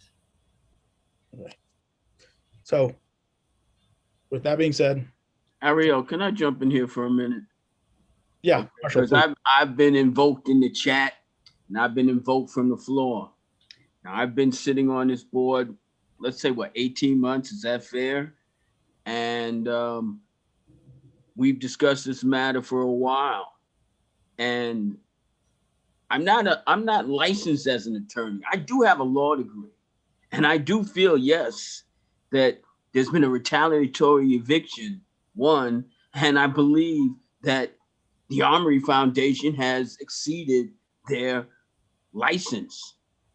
And something needs to be done. And I say, yeah, let's do the 2 resolutions. And we're running out of time here because I've been in front of a computer screen working at home and with this meeting over almost 11 hours now. So I'm going to land my plane here, as they say in a lot of these other Zoom meetings I'm in. But let's table this and shoot for 2 resolutions breaking these matters up. Thank you.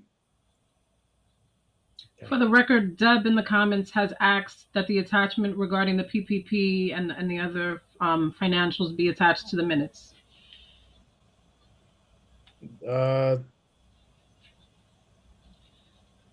Okay, if someone has You can that, save the chat and download it and then print it as a separate. There are a couple of different ways. If you wish, I'll be happy off to the side to explain how. If someone can just send it please do. I'll gladly just ask. No, are you referring to the chat itself, Dad? The Zoom chat, yes. Not the YouTube chat. I'm not 100% sure. I see all panelists and attendees. It's not the Zoom's chat. I mean, it's not YouTube's chat where it's just questions, or is it? I'm not 100% sure. It's off of Zoom. So I mean, I know how to copy the whole chat, but why you want us to attach the whole chat to the minutes? Well, there are a number of questions and things highlighted. There's information shared, comments, questions. It's that's entirely up to you, but there's information here. I've made a note to myself in the last 2 meetings to have a discussion about and probably not here, maybe in talking to executive or whatever, but Zoom protocols. Mm-hmm. However, I did it. It's 6 pages long, so I don't know that we would attach that to our minutes. All right, fine. All right, I'll keep that one in mind and learn how to type less. Okay. So now let me just open it because Gladys has had her hand raised.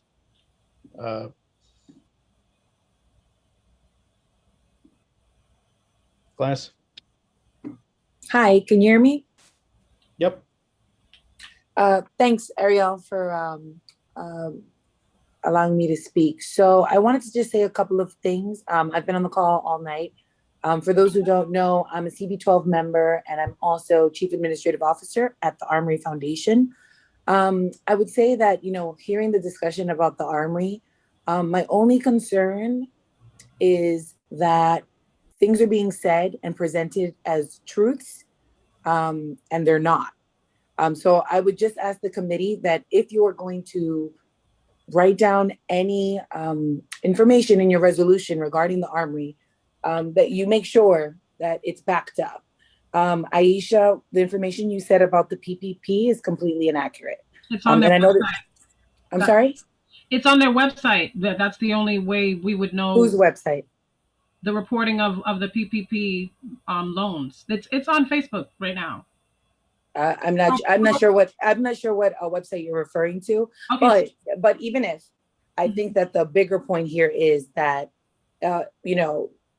it's your personal opinion that there's mismanagement of X, Y, and Z. Correct. So what I've done is provide. No, hold on. I just wanted to ask you You that asked me a question, right? Like, yeah. Let's not border into. I just wanted to know if that was your personal opinion or not. That's all. What's my personal opinion? That there's mismanagement of funds, or I'm not really sure what the PPP discussion has to do with the overall discussion. What your point of whether I have an opinion is, but what I have provided to this board is research on specifics. Like, for instance, foiling. It's not my opinion that we foiled the documents that govern this building, which include the license and exactly how it delineates what the Armory should be doing. So whether I have an opinion on whether there's mismanagement is a distinct issue than that the contract or the license outlines how the building should be run. So I also on that. Okay, so based on what you were just saying, I'd also like to let everyone know that DHS has done an audit on the Armory and all of our programming and has issued a letter of compliance saying that we are in full compliance of our license. And this board and this committee has copies of that letter. There's a follow-up letter that's going to come soon, just to reaffirm that from DHS. And I'd also like to say that, the issue with GDS, that's between GDS and DHS. That has nothing to do with the Armory Foundation. So anything having to do with the two is removed from us. So, again, if anyone has any questions or wants to meet or wants to talk about anything going on, the Armory is more than welcome to sit down and discuss any issues. To this day, we have not had any questions asked to us directly. So, it's a little troubling that this kind of resolution that is extremely lengthy and loaded with serious allegations is being made about the organization. And there really hasn't been some kind of sit down or even conversation with the organization about it. Thank you. So I want to start off by saying this. This matter has been so contentious. And I've said this to Glennis, and she may not even receive it well. And I don't blame her, right? This is her job. She works for the Armory Foundation, right? She came to our board after this was already an issue. I've had a glass of wine with Glennis. I think she's a great person. I think you're right. I've had conversation with her.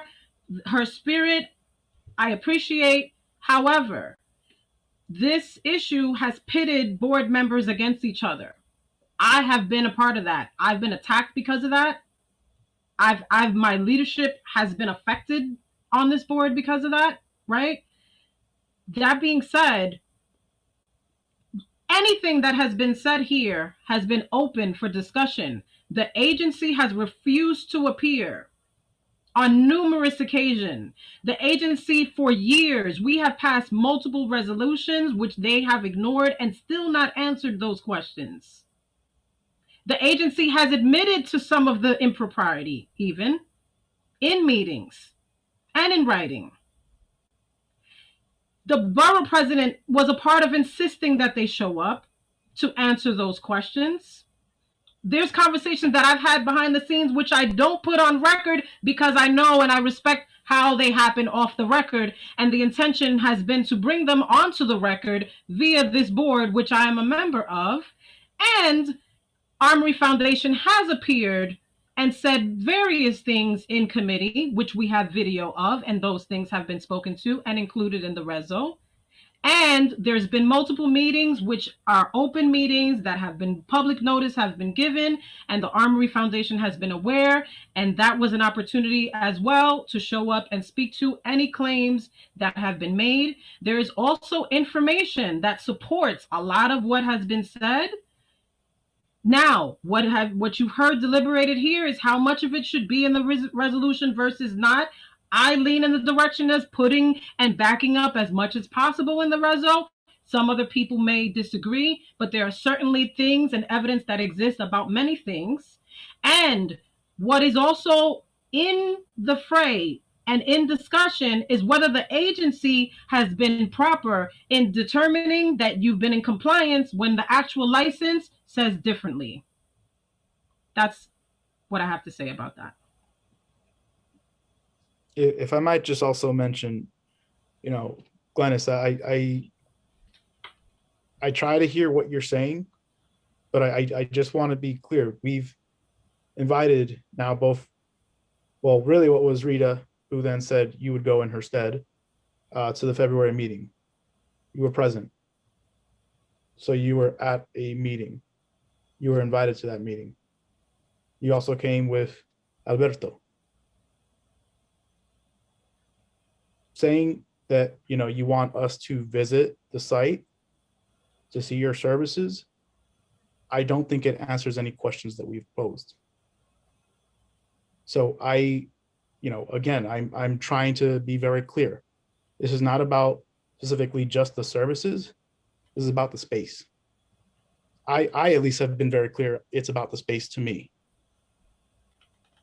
Seeing services is not going to help me. A propped tour is not going to help anyone. So again, it's not about trying to visit the site. We're asking genuine questions.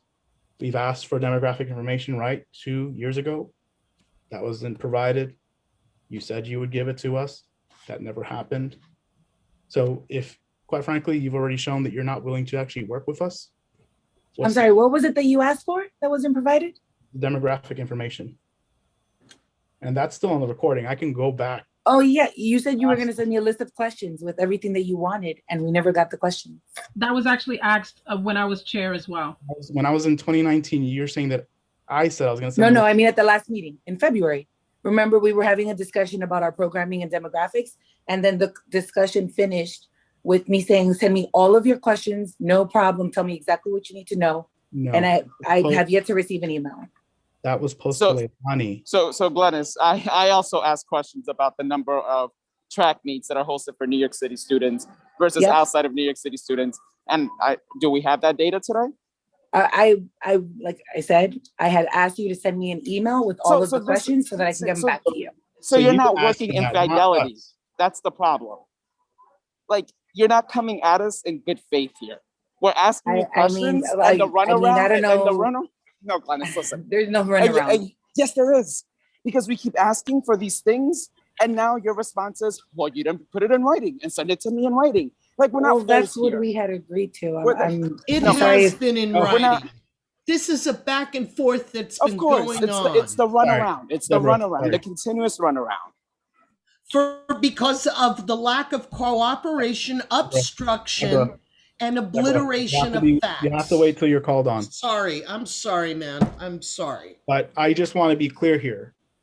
I never agreed to send any questions to you, Glennis. That's a waste of my time that I'm not willing to waste at this point. I'm not. I'm simply not. 2 years ago. Give me a break. I'm not going to waste my time. Aisha, did you have any last comments? Because I think at this point, again, there's nothing else I feel at this point, I'm going to say. No. I just lastly want to say again, it is not my intention to ever throw you under the bus, Ariel. My heart is simply in making sure that the public has the appropriate eyes on this matter, and that it's on record, and that the committee is participating in what is being determined by this committee and going forward to the general meeting. I believe that members that have, and I say this because the amount of times that I've been told when I'm just saying, hey, you know what, you might want to just, and they tell me, well, you got to come to the committee, are many.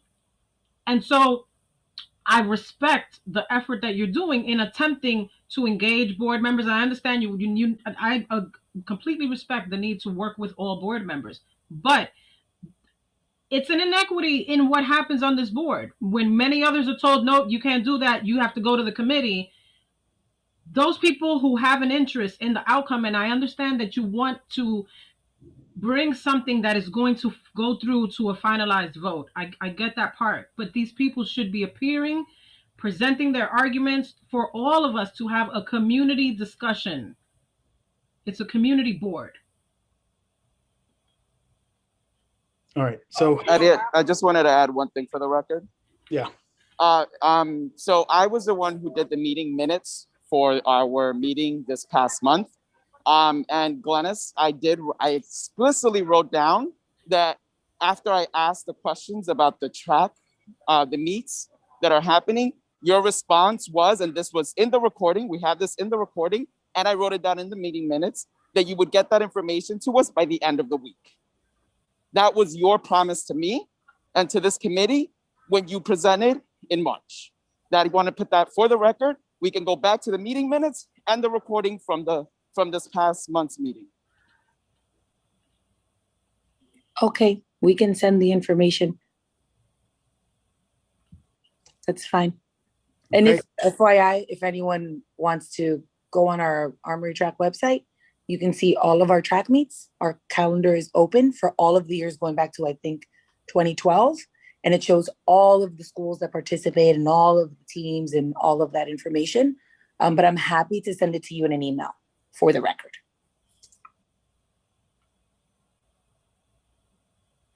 Okay. Is there any old business now?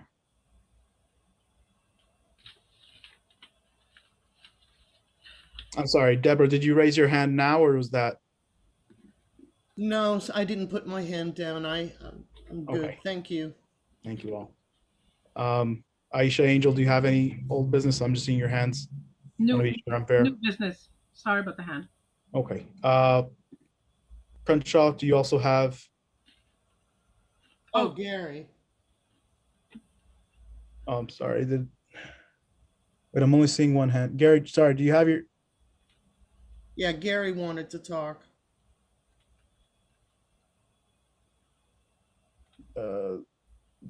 Gary, did you want to say something? Yeah. Yeah. Hi. So thank you for all your effort and time. I understand that it's been a long 5 months. It's been a long 10 years. So thank you to the committee. So I just want to clarify. So now the resolution is not going to be voted on in the general meeting on April 27th. You're going to have a next committee meeting to try to figure this out, and then it'll be voted on in the next one, just to clarify. Yeah, Okay. it has to be. Yeah, it has to be added onto our agenda. Okay. And so Okay. we'll try and get a resolution. Okay, I was just confused because at the last general meeting, it said it was going back to the committee, and I thought it meant today, but that's okay. So, so when there's two resolutions, Aisha, we talked about, one about the past and, you know, what has happened, and then the governance going forward, because going forward, if you have the fox watching the hen house, if you have the same players in charge of the building, I just want to say for the record that I thought it was two resolutions, not one eliminating GDS. I thought it was one about sort of what has happened and then the plan going forward. So I thought those were the two, but now you're saying there's two resolutions where we're taking GDS out of one possibly, and then is that correct? That there's I thought there was an idea of having a resolution about how the building should go forward in terms of the governance. Right. Sorry, I think we're kind of hitting two things. So yes, we were discussing two resolutions, like even in the current plan, right? To stick with GDS in the first resolution. But now it would essentially be that the first resolution turns into two, ultimately leading us to a total of three. Okay. Yeah. Okay. So I just want to say for the record that you know, I'm asking that Community Board 12. So I think that what Glennis was just saying is a bunch of falsehoods, and there's nothing that's opinion based about the Armory Foundation rebuttal. We sent the Community Board 12 a rebuttal, which includes all of the facts. They're not about with the times when the Armory Foundation has tried to evict us, with all of the facts of everything, the facts of the license. There's been no talk about New York City Park supposed to be running the building. There are so many DHS giving approval for what the Armory Foundation is doing. I mean, there's going to be a new letter. So I just want to say for the record, I'm asking that Community Board 12 forward to all of the Community Board members the rebuttal that we put together, which is all full of facts, and Ms. Aquino could read those facts, and there's no, you know, all of the falsehoods will just are there. So just like they forwarded their falsehoods, we are forwarding a rebuttal to all of that, which are based on facts, licenses, legal documents, meetings with DHS, where the Armory Foundation increased our fee illegally and they had to pay us back. So to say that this is between DHS and GDS is incorrect, because the Armory Foundation is the one that tried to evict us, and that's how this whole thing started, when they overcharged us and I went into the license and they tried to kick out our therapy dog, and I realized, like everyone else, that the Armory Foundation does not own the building. So to take GDS out, because we're the ones that discovered this, and our mental health services were evicted while Columbia is still in the building, this is an Article 78 case. It's it's a case where the license is being violated by the city. The license says that it's supposed to be run by New York City Parks. I don't know how many more times we got to say this. And that's because it was presented at Community Board 12 in October, and then New York One story was told, and then GDS was evicted 2 days later. This is not like an investigation or a mystery. This is all factual. It's been written out. Rather than helping the youth with mental health services, Phil Zablocki and I and Aisha have been, and everyone involved have been coming to speak about the importance of mental health services. Forget about GDS. We're offering mental health services. And on January of 2019, the Community Board 12 voted on a resolution that said nothing should happen to GDS until the whole building is taken. You guys voted on that. It's in there. So to take out GDS, review. It's in there. January of 2019, I sent you that resolution. So I understand that you want to pass the resolution through. Sometimes when you speak the truth, you're not going to get everyone to vote. But it really is just, I mean, we are left out of a letter. And this is another thing I'm requesting this. I am requesting that Ebenezer and Ellie Bueno write back to Jocelyn Carter. The letter that Glennis, you're talking about, Glennis, if you're listening, that letter that all of a sudden said that the Armory Foundation is running the building perfectly when they're not, left out Growth and Development Services of being in the building since 2002. So, and the audit that you're talking about that was done is total legalese, and that audit doesn't even include DHS visiting GDS in that audit. So you really, I have to say for the record that this is not anything about opinions. It's all about facts, and we've been collecting facts for 10 years. And the public officials also, which no one is saying anything, even if they forced us out, the public officials promised to help to relocate us, even if we were forced out. And there were public officials that told me, once you get out, then we'll help you. Just get out. And there was people that saw the license, like Mark Levine and Gail Brewer and Aldrin Bonilla. They all had the license. And I said, let's try to do this nicely. But no, they said, once you get out, we'll help you. And how is no one talking about that these public officials promised that these mental health services are needed? We had a youth that died by suicide. That youth lived 2 blocks away, okay? And that youth was not able to come to GDS, and that is one person less, okay? So I'm not gonna stop fighting this. So I don't know where they think we're going away. In honor of that young man, and the fact that CB12 has allowed mental health services to be discontinued, and the fact that we were retaliated against, I'm not going anywhere. I'm not. This is not what I wanted to do. So Glennis Aquino is straight out. We all know that she's just full of it. She charges $1,850. She was put on Community Board 12 and made the community liaison once we started to pass this resolution. She tried to charge $1,850. It's in an email. None of this is like vague stuff. It's all written out and it's all documented. That's all I have to say. Thanks, Harry. Okay, so seeing no other hands, I am going to motion to close this meeting. Again, reminder. Yeah, sorry, I opened it already, switched to new business. Oh, okay. I went from new business to old business. I reached out to an organization. Hold on, if I could pull it up in my email here. They do. Sorry, as I try to get back to it in my email. Here, building a new economy, a people's guide workshop. And the types of topics that they cover are like community land trust, gender justice, restorative justice. I actually found them through the same organization, the Financial Empowerment Center, who really basically said that they do great work. And I'm reading through their website. They talk about public banking, cooperative finance, food justice, workplace democracy, just transition. But there's a few bills that they're advocating for right now that I think also fall within our purview. So I will forward you information, but I've already reached out to them to see what that looks like, what the curriculum entails, what type of, just the programs that they do. I thought that it would be a good addition for us to look at. So I just wanted to put that on your radar. Okay. Yeah, feel free to share the invite. Okay.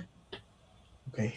Is there any other hands? I guess this is the end, but okay. So with that, I'd like to call the meeting to an end. Can I get a second? Second. Second. That's good. Second. You all. Third. Adjourned 10:48 p.m. Thank you. Have a good night, all. Thank you. Good night.